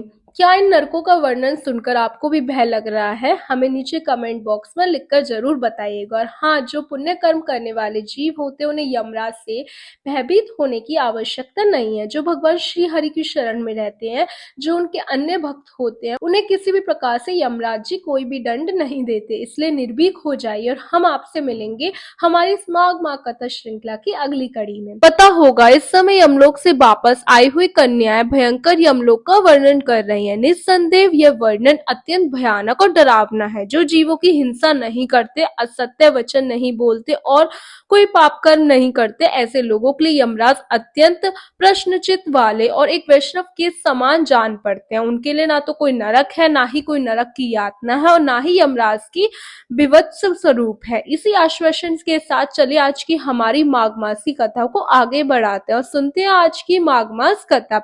आज की कथा आरंभ करते हैं। यमलोक से वापस आई हुई कन्याओं ने सबसे पहले यमलोक के मार्ग का वर्णन किया। उसके बाद उन्होंने वहां पर रहने वाले जीवों के बारे में बताया, किस प्रकार से उन्हें कौन कौन से कष्ट भुगतने पड़ते हैं। आगे बताई गई सभी नरक की कोटियों में से यानी 28 कोटियों के नरक में से प्रत्येक के 4-5 नायक बताए जाते हैं। अब उनके नाम सुने। सबसे पहला रोरव, जहाँ देदारी जीव रोते हैं। दूसरा महारोरव, पीड़ाओं से बड़े बड़े जीव भी रो देते हैं। तीसरा तम, चौथा शीत और पांचवा उष्ट है। ये प्रथम कोटि के 5 नायक माने गए। इनके सिवा सुघोष, उत्तम, तीक्ष्ण, पंग, सजीवन, शठ, महामाय, अतिलोम, सुभीर, कंठम, कट, तीव्रवेग, कराल, विकराल, प्रकंपम, महापंक, कुचुक, सुचक्र, कालसूत्र, प्रमंदन, सुचिमुख, सुनोमी, खादक, सुप्रीदक, सुप्रदीपक, कुंभिपाक, सुपाक, छत्रजतु, पंकलेप, पुतिमास, द्रव, त्रिपु, उच्छ्वास, निरुच्छ्वास, सुधीर, शार्मली, दुरिष्ट, सुम्हा, नद, प्रभाव, सुप्रभावन, रुक्ष, मेष, वृक्ष, शैलेश, सिंहानन, व्याघ्रन, मृगानन, शुकारन, स्वान, पुति, कर्कट, गंड, पुत्रीवत्र, पुत्री कणाधूम, तुषागिन, कृमिचय, अमय, अप्रतिष्ठ, भोजन, लालभक्ष, आत्मभक्ष, सर्वभक्ष, सुदारुण, संकष्ट, सुविलास, सुकट, संकट, कट, पुरीश, कटा, कष्टदायिनी, वैतरीण, नदी, सुलोप, लो, अंकुश, अयंशुक, प्रपूर्णम, खोर, असी, पत्रवन, भंग, प्रपीडक, नीलयंत्र, अतियंत्र, इषुयंत्र, कोट, अश, प्रमर्दन, महाचूर, सुचूर, तत्लोमय, शिला, शूधरा, पर्वत, मल पर्वत, मूत्रकूप, विष्टाकूप, अंधकूप, पुयकूप, शातन, मूसलो, लूखन, यत्नशिला, शकट, रांगन, ताल, पत्रा, सिवन, महामशकमंड, सम्मोहन, अतिभंग, तप्तशूल, अयोगुण, बहुदुख, महादुख, कष्ट, भीमरूप, भीष्ण, एक पाद, दुपाद, त्रिव और अवीची। ये अवीची जो है वह अंतिम नरक है। और इस प्रकार ये क्रमश 5-5 के 28 समुदाय बताए जाते हैं। एक एक समुदाय एक एक कोटि का नायक होता है। रोरव से लेकर अवीची तक कुल 140 नरक माने गए। इन सब में पापी मनुष्य अपने अपने कर्मोनुसार डाले जाते हैं। जब तक भांति भांति की यातनाओं द्वारा उनके कर्मों का भोग समाप्त नहीं हो जाता तब तक वे उसी में पड़े रहते हैं। जैसे सुवर्ण आदि धातु जब तक उनकी मैल न जल जाए तब तक आग में तपाई जाती है, उसी प्रकार पापी पुरुष पापश्रय होने तक नरकों की आग में शुद्ध किए जाते हैं। इस प्रकार क्लेश सहकर जब वे प्राय शुद्ध हो जाते हैं तब शेष कर्मों के अनुसार पुनः इस पृथ्वी पर आकर जन्म ग्रहण, तरण और झागी आदि के भेद से अनेक प्रकार के स्थावर होकर वहां के दुख भोगने के बाद पापी जीव कीड़ों की योनि में जन्म लेते हैं। फिर कीड़ों की योनि से निकलकर क्रमश पक्षी होते हैं। पक्षी रूप से कष्ट भोग कर मृग योनि में उत्पन्न होते हैं। वहां के दुख भोग कर अन्य पशु योनि में जाते हैं। फिर क्रमश गौ योनि में आकर मरने के बाद वे मनुष्य बन जाते हैं। हे माताओं, हमने यमलोक में इतना ही देखा है। वहां पापियों को बड़ी भयानक यातनाएं दी जाती हैं। वैसे ऐसे ऐसे नरक हैं जो ना कभी देखे गए थे और ना कभी सुने गए थे। वे सब हम लोग नहीं जान सकती और ना देख सकती। इन कन्याओं की बातों को सुनकर माताओं ने कहा बस बस इतना ही बहुत है, अब रहने दो। इन नरक यातनाओं को सुनकर हमारे सारे अंग शिथिल हो गए हैं। हृदय में भय छाने लगा है। बार बार उनकी याद आ जाने से हमारा मन तो सुध बुध खो बैठता है। आंतरिक भय के उद्रेक से हम लोगों के शरीर में रोमांच सा हो रहा है। ये सुनकर कन्याओं ने कहा माताओं, इस परम पवित्र भारतवर्ष में हमने जो जन्म लिया ये अत्यंत दुर्लभ है। इसमें भी हजार हजार जन्म लेने के बाद पुण्य राशि के संचय से कदाचित कभी जीव मनुष्य योनि में जन्म पाता है। लेकिन जो माघ मास में तत्पर रहने वाले हैं, माघ मास में प्रातकालीन स्नान करते हैं, उनके लिए कुछ भी दुर्लभ नहीं होता। उन्हें यही परम मोक्ष मिल जाता है और पर्याप्त भोग सामग्री भी सुलभ हो जाती है। भारतवर्ष को कर्म भूमि कहा जाता है। अन्य जितनी भी भूमियां भोग भूमि बताई गई है, लेकिन यहाँ पर यति तपस्या और याजक यज्ञ करते हैं और यही पारलौकिक सुख के लिए श्रद्धा पूर्वक दान दिए जाते हैं। कितने ही धन्य पुरुष यही माघ स्नान करते हैं और तपस्या करके अपने कर्मोनुसार ब्रह्मा, इंद्र, देवता और मरुद्गणों को प्राप्त कर लेते हैं। ये भारतवर्ष सभी देशों से श्रेष्ठ माना गया क्योंकि यहीं पर मनुष्य धर्म, स्वर्ग और मोक्ष की सिद्धि कर सकता है। इस पवित्र भारत देश में क्षण भंग को मानव जीवन को पाकर जो अपनी आत्मा का कल्याण नहीं करता उसे अपने आप को ही ठग लिया जाता। मनुष्य में भी अत्यंत दुर्लभ ब्रह्मत्व को पाकर जो अपना कल्याण नहीं करता उससे बढ़कर मूर्ख कौन होगा। इतने ही काल के बाद जीव अत्यंत दुर्लभ मानव जीवन प्राप्त करता है। इसे पाकर ऐसा करना चाहिए जिससे कभी नरक न भोगना पड़े। देवता लोग भी यही अभिलाषा करते हैं कि हम लोग कब भारतवर्ष में जन्म लेकर माघ मास में प्रातःकाल इसकी नदी में, किसी नदी या सरोवर के जल में गोते लगाएं। देवता यदि गीत गाते हैं कि जो लोग देवत्व के बाद स्वर्ग और मोक्ष की प्राप्ति के मार्ग भूत भारतवर्ष के भूभाग में मनुष्य जन्म धारण करते वे धन्य है। ये हम नहीं जानते कि स्वर्ग की प्राप्ति कराने वाले हम अपने पुण्य के कर्मों को क्षीण होने पर किस देश में हमें पुनर्देह धारण करना पड़ेगा। जो भारतवर्ष में जन्म लेते हैं सभी इंद्रियों से युक्त हैं, किसी भी इंद्रिय से हीन नहीं है। इसलिए हे माताओं, आप सब भय मत करिए, आदर पूर्वक धर्म का अनुष्ठान करते रहिए। जिनके पास दान रूपी पाथेय होता है वे यमलोक के मार्ग पर सुख से जाते हैं, अन्यथा उस पथे रहित पथ पर जीव को कलेश भोगना पड़ता है। ऐसा जानकर मनुष्य पुण्य करके और पाप को छोड़ दे। पुण्य से देवत्व की प्राप्ति होती है और धर्म से नरक में जाना पड़ता है। जो किंचित भी देवेश भगवान श्री हरि की शरण में गए हैं वह भयंकर यमलोक का दर्शन कभी भी नहीं करते। इतना कहने के बाद उन कन्याओं ने भगवान श्री हरि का गुणगान करना आरंभ कर दिया। और वह क्या था वे हम सुनेंगे हमारी इस माघ मास कथा श्रृंखला की अगली कड़ी में। अगली कड़ी सुनने के लिए चैनल को, ब्रज डायरी चैनल को सब्सक्राइब जरूर कर लें। तो मनुष्य जन्म अत्यंत दुर्लभ है और उसमें भी भारतवर्ष में अगर जन्म मिला है तो उसके सौभाग्य की कोई तुलना ही नहीं की जा सकती। वर्तमान समय में हम देखते हैं कि कई भारतीय अपने इस देश को छोड़कर परदेश चले जाते हैं, आर्थिक धर्म उपार्जन के लिए, भोगों को भोगने के लिए, अच्छी सुख सुविधाओं की अपेक्षा लेकर। लेकिन वास्तव में वे सिर्फ भारत की धरती को ही नहीं छोड़ते, वे अपनी संस्कृति और अपने सौभाग्य और श्री का भी त्याग कर देते हैं। ऐसे दुर्भाग्य से भूले भटके जीवों के लिए इन माघ मास की कथा में अत्यंत सुंदर और दिव्य संदेश छिपा हुआ है, जिसमें हम सुन रहे हैं कि भारत भूमि में जन्म लेना कितना पुण्यदायक और मोक्ष प्रदायक है। इसी कथा श्रृंखला में पिछली कड़ी में हमने नरक का वर्णन सुना। भोगों को भोगने वाले जीव कई बार भोगों के लिए अनेक प्रकार के पाप कर्म में लिप्त हो जाते हैं। भोग की इच्छा कभी भी पूर्ण नहीं होती, वह एक ऐसी आग है जो कभी नहीं बुझ सकती। लेकिन मूर्ख मनुष्य इस आग को तुच्छ करने के पीछे भागता ही रहता है और अनेक पाप कर्म करता रहता है। और फिर आते हैं यमराज जी। लेकिन इन सब के विपरीत जो धर्मात्मा जीव है, जो धर्म का पालन करते हैं, भगवान श्री हरि की शरण में रहते हैं, उनके लिए यमराज जी का विकराल रूप ही अत्यंत स्नेहपूर्ण और एक वैष्णव भक्त के स्वरूप जैसा बन जाता है। और इसलिए भारत भूमि में जन्म लेने वाले प्रत्येक मनुष्य का सबसे पहला कर्तव्य है परम भगवान श्री हरि के चरणों में समर्पित रहना, उनकी भक्ति का पालन करना, भक्ति में सेवा अपनाना और अपने इस सांसारिक और क्षणिक मनुष्य देह से ऊपर उठकर अपनी आध्यात्मिक यात्रा को आगे बढ़ाते हुए अपनी स्वयं की पहचान करना और परम उच्च लक्ष्य की ओर अग्रसर होना। इसी विचार के साथ चलिए आज की हमारी प्रातकालीन माघ मास की कथा यात्रा को आगे बढ़ाते हैं। इस समय हम सुंदर माघ मास का महात्म्य सुन रहे हैं। इसी में यमलोक से वापस आई हुई कन्याओं ने बहुत ही सुंदर विचार रखे हैं, जिसमें उन्होंने यमलोक का भी वर्णन किया। भारत भूमि में जन्म लेने का क्या सौभाग्य होता है वे भी हमने इसी माघ मास की पिछली कड़ी में सुना। तो चलिए आज वे हमें क्या शिक्षा दे रही हैं ये सुनते हैं। आज की माघ मास कथा आरंभ करते हैं। भारत भूमि की महत्ता को दर्शाने के बाद उन कन्याओं ने कहा, हे बांधवों, अगर तुम लोग इस संसार बंधन से छुटकारा पाना चाहते हो तो सच्चिदानंद घन स्वरूप परम देव परम भगवान श्री नारायण की आराधना कीजिए। यह संपूर्ण जगत आप लोगों की भावना और संकल्प से निर्मित है। इसे बिजली की तरह चंचल क्षण भंगुर समझना चाहिए और सिर्फ श्री जनार्दन का पूजन करना चाहिए। अहंकार वास्तव में विद्युत की रेखा के समान व्यर्थ, से कभी भी अपने पास मत आने दो। शरीर मृत्यु से जुड़ा हुआ है, जीवन भी चंचल है, धन राजा आदि से प्राप्त होने वाली बाधाओं से परिपूर्ण है।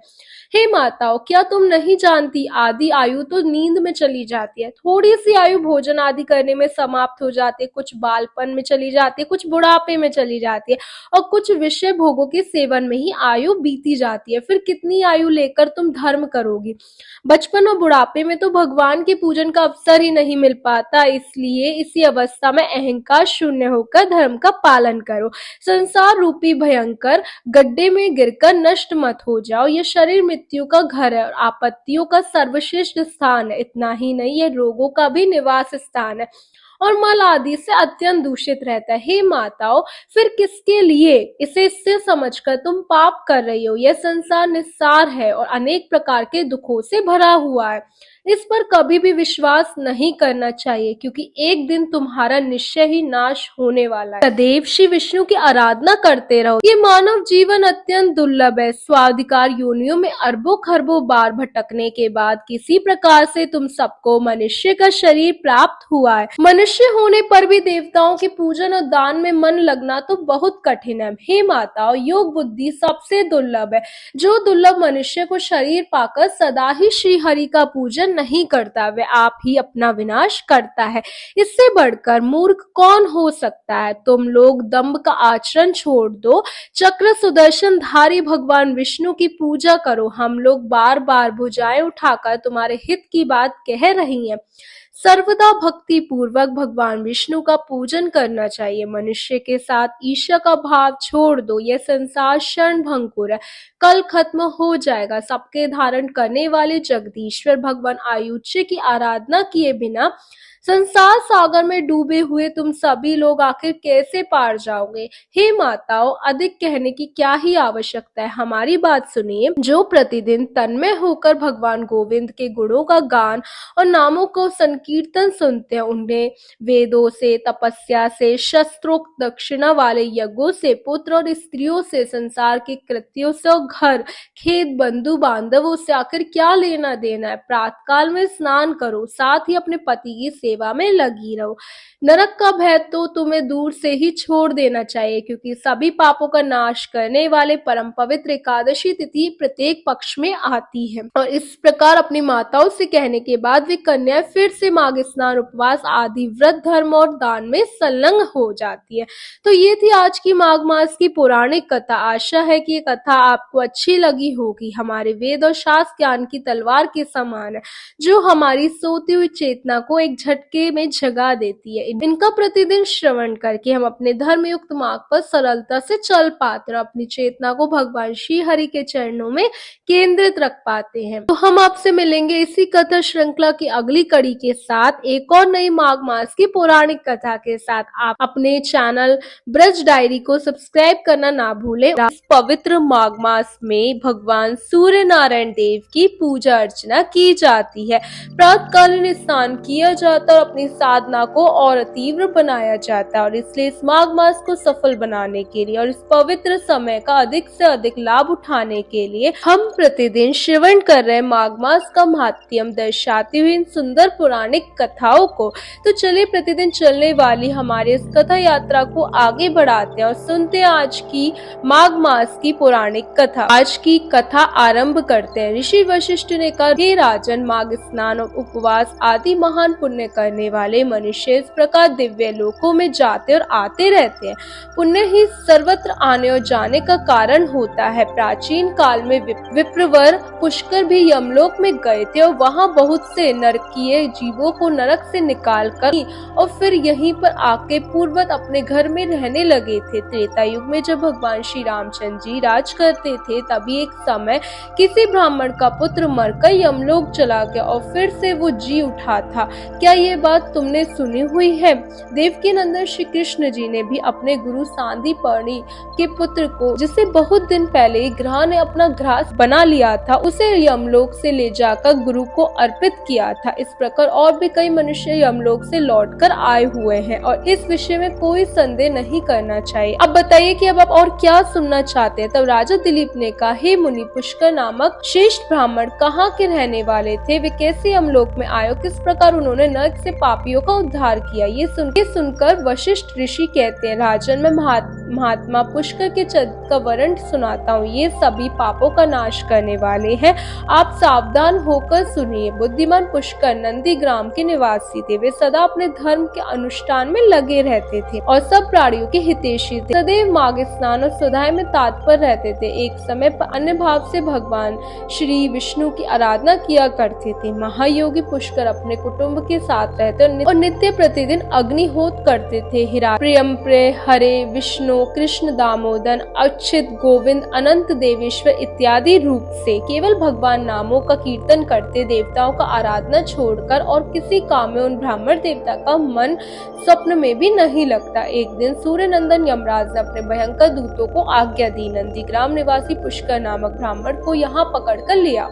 ये आदेश सुनकर और यमराज के बताए हुए पुष्कर को न पहचान कर वे महात्मा पुष्कर को ही यमलोक में पकड़ कर ले आए। अब ब्राह्मण पुष्कर को आते देख यमराज मन ही मन भयभीत हो गए, आसन से उठकर खड़े हो गए। फिर उन्होंने मुनि को आसन पर बिठाया और अपने दूतों को फटकारा, अरे तुम लोगों ने क्या किया? मैंने तो दूसरे पुष्कर को लाने के लिए कहा था। तुम लोगों के कितने पाप पूर्ण विचार हैं।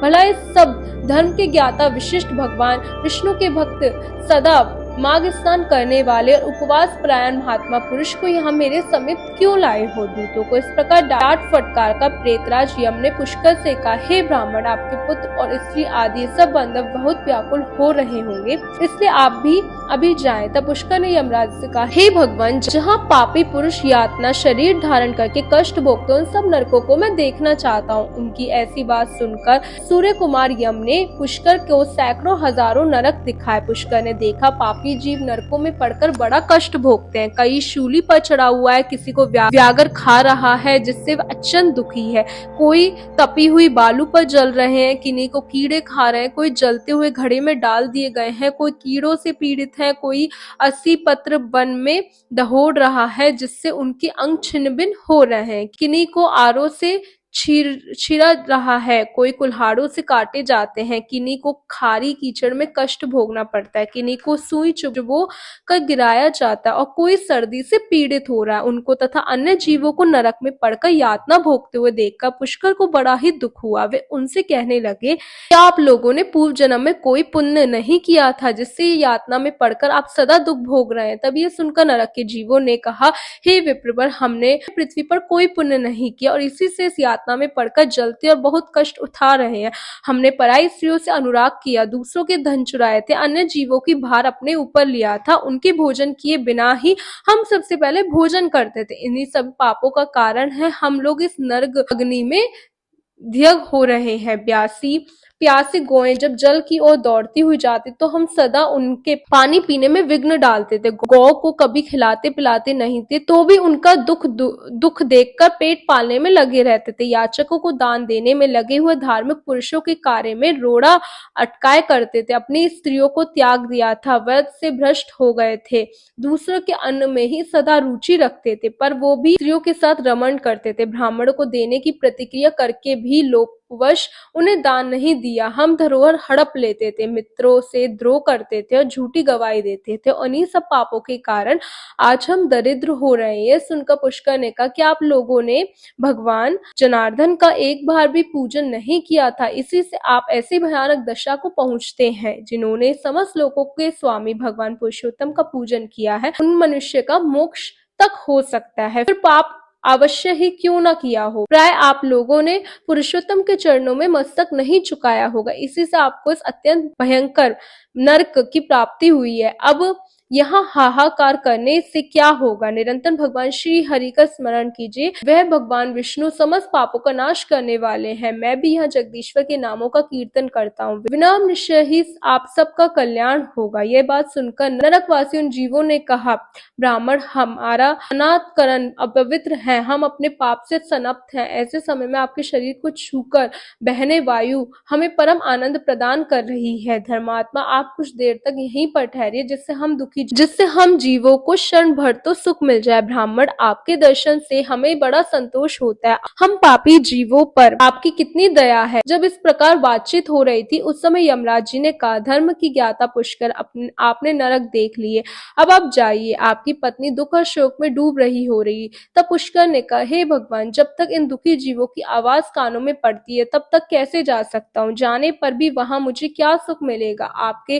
किंकरों की मार खाकर जो आग के ढेर में गिरे हैं, उन नारकीय जीवों की ये दिन रात की पुकार सुनिए। कितने ही जीवों के मुख से निकली हुई ये धुनी सुनाई देती है, हे मुझे बचाओ, मेरी रक्षा करो, रक्षा करो। समस्त भूतों के आत्मा और सबके ईश्वर सर्वव्यापी श्री हरि की मैं नित्य आराधना करता हूँ। सत्य के प्रभाव से नारकीय जीव तत्काल मुक्त हो जाएंगे। भगवान विष्णु सब में स्थित है और सब कुछ भगवान विष्णु में स्थित है। इस सत्य से नारकीय जीवों को तुरंत कलेश समावश हो जाए। हे कृष्ण, हे अयुच, हे जनार्दन, हे हरे, हे विष्णु, हे जनार्दन, यहाँ नरक के भीतर यातना में पड़े हुए इन सभी जीवों की रक्षा कीजिए। पुष्कर के द्वारा उच्चारित भगवान के इन सुंदर पवित्र नामों को सुनकर वहां नरक में पड़े हुए सभी पापी तत्काल उससे छुटकारा पा गए। वे बड़े प्रसन्नता के साथ पुष्कर से कहने लगे, हे ब्राह्मण, हम नरक से मुक्त हो गए। संसार में आपकी अनुपम कीर्ति का विस्तार हो। यमराज जी को भी यह घटना देखकर बड़ा विस्मय हुआ। वे पुष्कर के पास जाकर प्रश्नचित होकर वरदान के द्वारा उन्हें संतुष्ट करने लगे। उन्होंने कहा, धर्मात्मम, आप पृथ्वी पर जाकर सदा वहीं रहो। आपको और आपके सूर्य देव को मुझसे कभी भी भय नहीं होगा। जो मनुष्य आपके महात्म्य का प्रतिदिन स्मरण करेगा उसे मेरी कृपा से कभी मृत्यु का भय नहीं होगा। इस प्रकार यमराज के कहने पर पुष्कर पृथ्वी पर वापस लौट आए और यहाँ पूर्वत स्वस्थ होकर भगवान मधुसूदन की पूजा करते हुए रहने लगे। कथा का समापन करते हुए ऋषि वशिष्ठ ने कहा, हे राजन, मेरे द्वारा कहे हुए महात्मा पुष्कर के इस महात्म्य को जो भी कोई मनुष्य श्रवण करता है उसके सभी पापों का नाश हो जाता है। भगवान विष्णु का नाम कीर्तन करने से जिस प्रकार नरक से छुटकारा मिलता है वो प्रसंग मैंने आपको सुना दिया। आदि पुरुष परमात्मा के नाम से थोड़ी सी भी स्मृति संचित पापों की राशि का तत्काल खत्म कर देती है और ये बात प्रत्यक्ष देखी गई है। फिर उन जनार्दन के नामों का भली भांति जानबूझकर नियम पूर्वक श्रद्धा पूर्वक कीर्तन करने पर उत्तम फल की प्राप्ति होती है। और अगर आपने पहली बार इस कथा को सुना है तो नीचे कमेंट बॉक्स में लिखकर हमें जरूर बताएं। और अगर आप इस कथा को अधिक से अधिक लोगों को शेयर करेंगे तो इस पवित्र माघ मास में इन कथा श्रवण का पूर्ण फल आपको भी प्राप्त होगा। और अगर आप इस चैनल पे पहली बार आए हैं तो चैनल को सब्सक्राइब करना ना भूलें। बोलो श्री विष्णु भगवान की जय।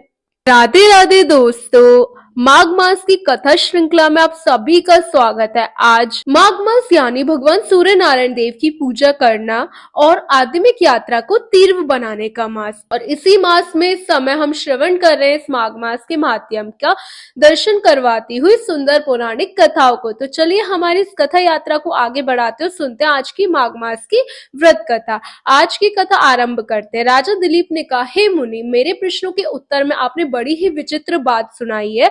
अब संसार के हित के लिए महात्मा मृक्षंग के बाकी चरित्र का वर्णन कीजिए, क्योंकि उनके सामने संत पुरुष स्पर्श, बातचीत और दर्शन करने से और शरण में जाने से सारे पापों का नाश कर डालते हैं। राजा दिलीप की बात सुनकर ऋषि वशिष्ठ ने कहा, हे राजन, ब्रह्मचारी मृक्षंग ने गुरुकुल में रहकर संपूर्ण वेदों और दर्शनों को यथावत अध्ययन किया था।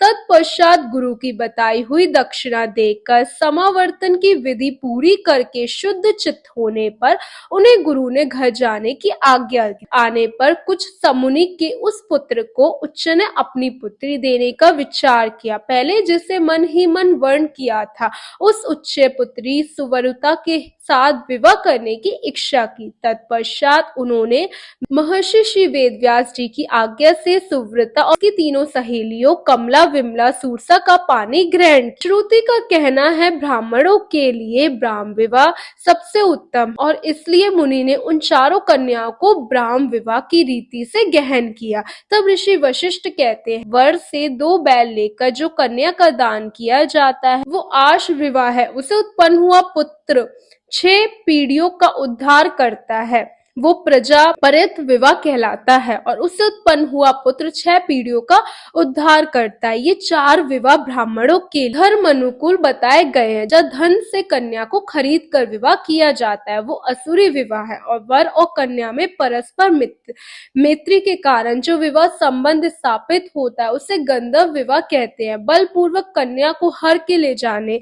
ये राक्षस विवाह है। सत्पुरुषों ने इसकी निंदा की है। प्रण करके किए जाने वाले विवाह को पेशाच कहते हैं। ये बहुत ही दुनित है। समान वर्ण की कन्याओं के साथ विवाह काल में उनका हाथ अपने हाथ में लेना चाहिए। ये विधि है। धर्म अनुकूल विवाहों से 100 वर्षों तक जीवित रहने वाली धार्मिक संतान उत्पन्न होती है और अधर्म में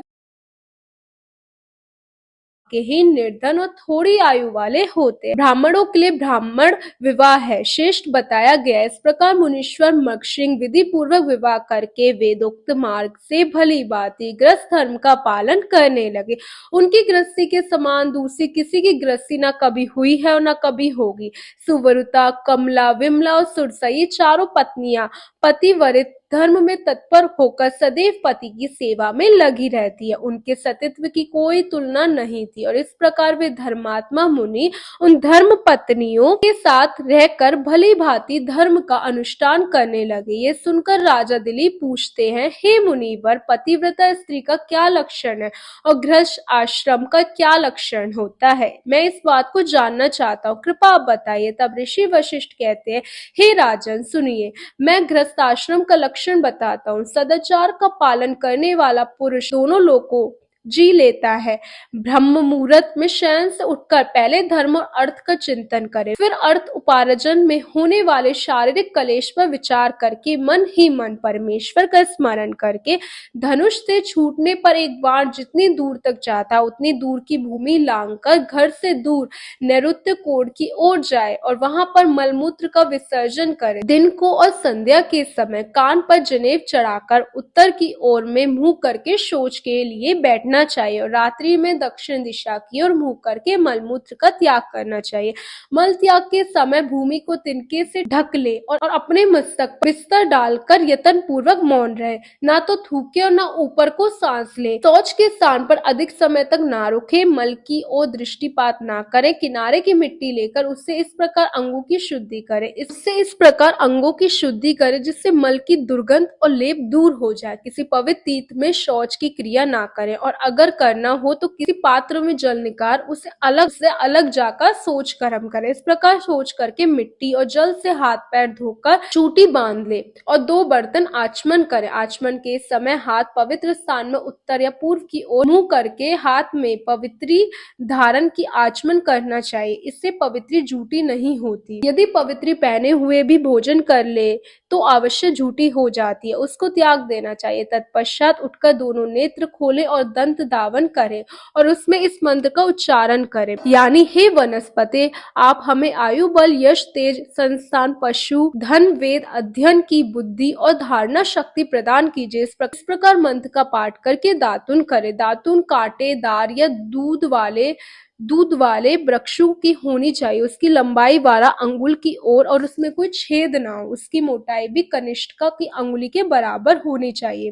तत्पश्चात आचमन करके शुद्ध होकर विधि पूर्वक प्रातः स्नान करे। स्नान के बाद देवताओं पितरों को तर्पण करे और फिर उठकर 2 शुद्ध वस्त्र धारण करे। विज्ञ ब्राह्मण को उत्तरीय वस्त्र चादर सदैवी धारण किए रहना चाहिए। आचमन के बाद भस्म के द्वारा ललाट में त्रिपुंड धारण करें अथवा गोपी चंदन घिसकर उर्दू पंडु तिलक लगाएं। तत्पश्चात संध्या वंदन आरंभ करके प्राणायाम करें। अपोहित, शता आदि 3 ऋचाओं से कुशोदक द्वारा मार्जन करे। पूर्वोक्त ऋचाओं में से एक का प्रणव सहित उच्चारण करके जल सींचे और फिर सूर्य से इत्यादि मंत्रों के द्वारा अभिमंत्रित जल का आचमन करे। फिर दोनों ओर सूर्य की ओर मुख करके खड़ा होकर 3 बार ऊपर की ओर वो जल फेंके और इस प्रकार सूर्य को अर्घदान करना चाहिए। प्रातःकाल की संध्या जब तारे दिखाई देते हैं उसी समय विधि पूर्वक आरंभ करें और जब तक सूर्य का दर्शन न हो जाए तब तक गायत्री मंत्र का जप करते रहे। इसके बाद सविता देवता संबंधी पाप हरि मंत्रों द्वारा हाथ जोड़कर सूर्य उपस्थान करे। संध्या प्रातःकाल में गुरु के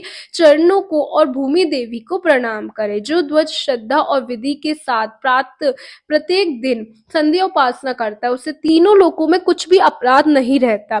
संध्या समाप्त होने पर आलस्य छोड़कर होम करें। कोई भी दिन खाली न जाने दे। प्रत्येक दिन कुछ न कुछ दान अवश्य करें।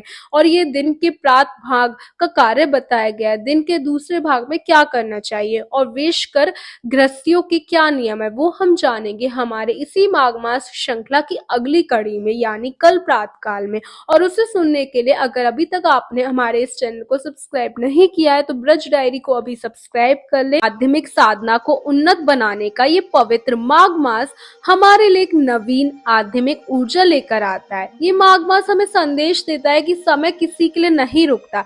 इसी विचार के साथ चलिए हमारी माघ मास की सुंदर पौराणिक कथाओं को आरंभ करते हैं। इस कथा श्रृंखला की आज की कड़ी का श्रवण करते हैं। आइए माघ मास कथा को आरंभ करते हैं। ऋषि वशिष्ठ ने कहा, हे राजन, अब मैं सतियों के उत्तम व्रत का वर्णन करने जा रहा हूँ। पतिव्रता स्त्री को कैसा होना चाहिए, सती स्त्री कैसी होती है, अब उन सभी के विशेष में बताऊंगा।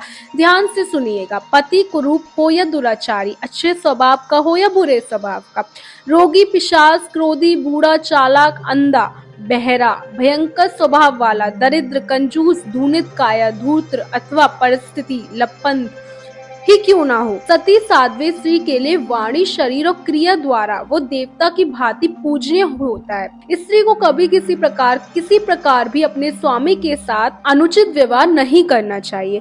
स्त्री बालिका हो या युवती अथवा वृद्धा ही क्यों ना हो, उसे अपने घर पर भी कोई काम स्वतंत्रता से नहीं करना चाहिए। अहंकार और काम क्रोध का सदैव परित्याग करके केवल अपने पति का मनोरंजन करना उचित है, दूसरे पुरुष का नहीं। पर पुरुषों के काम भाव से देखने पर, प्रिय लगने वाले वचनों द्वारा प्रलोभन में डालने पर अथवा जो जन समूह में दूसरों के शरीर से छू जाने पर, जिसके मन में कोई विकार नहीं आता, और जो पराय पुरुष द्वारा धन का लोभ दिखा के लुभाई जाने पर भी मन, वाणी, शरीर और क्रिया से कभी भी किसी पराय पुरुष का सेवन नहीं करती, वो वास्तव में सती स्त्री कहलाती है। वो संपूर्ण लोगों की शोभा होती है।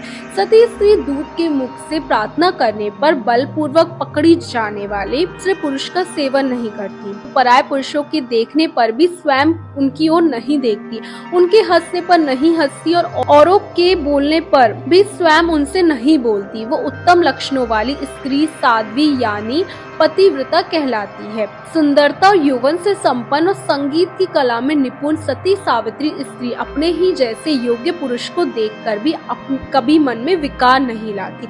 जो सुंदर, तरुण, रमणीय और कामनियों को प्रिय लगने वाले पुरुष की भी कभी इच्छा नहीं करती, उसे महासती जानना चाहिए। पराया पुरुष देवता, मनुष्य अथवा गंधर्व कोई भी क्यों ना हो, वो सती स्त्री को प्रिय नहीं होता। पत्नी को कभी भी ऐसा कार्य नहीं करना चाहिए जो पति को अप्रिय लगता हो। जो पति के भोजन कर लेने पर भोजन करती है, उनके दुखी होने पर दुखी होती है, पति के आनंद में आनंद मानती है, उनके परदेश चले जाने पर मलिन वस्त्र धारण करती है, पति के सो जाने के बाद सोती है, उनके उठने से पहले जग जाती है, पति की मृत्यु होने पर उनके शरीर के साथ ही चिता में जल जाती है और दूसरे पुरुष को कभी भी अपने मन में स्थान नहीं देती। उस स्त्री को पतिव्रता जानना चाहिए। पतिव्रता स्त्री को अपने साथ ससुर और पति में विशेष भक्ति रखनी चाहिए। वो धर्म के कार्य में सदा पति के अनुकूल रहे, धन खर्च करने में संयम से काम ले, संभोग काल में संकोच ना करे, अपने शरीर को सदैव पवित्र बनाए रखे, पति की मंगल कामना करे, उनसे सदा प्रिय वचन बोले, मांगलिक कार्य में संलग्न रहे,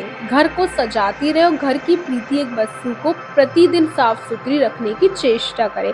खेत से, वन से अथवा गांव से लौटकर जब पतिदेव घर पर आए तो उठकर उनका स्वागत करे, आसन और जल दे, अभिनंदन करे, बर्तन और अन्न साफ करे, समय पर भोजन बना दे, संयम से रहे, अनाज को छिपा कर रखे, घर को झाड़ कर स्वच्छ बनाए, गुरुजन, पुत्र, मित्र, भाई, बंधु, काम करने वाले सेवक, अपने आश्रय में रहने वाले बुरिय दास, दासी, अतिथि, अभ्यागत, सन्यासी, ब्रह्मचारी लोगों को आसन और भोजन देने, सम्मान करने और प्रिय वचन बोलने, वाली हो। मुख्य गृहिणी को सदा ही समय समय पर इन सभी व्यक्तियों की यथोचित सेवा के कार्य में दक्ष होना चाहिए। पराये कार्यों की चर्चा, अधिक हंसी, अधिक रोष और क्रोध उत्पन्न होने के अवसर को सर्वदा त्याग करें।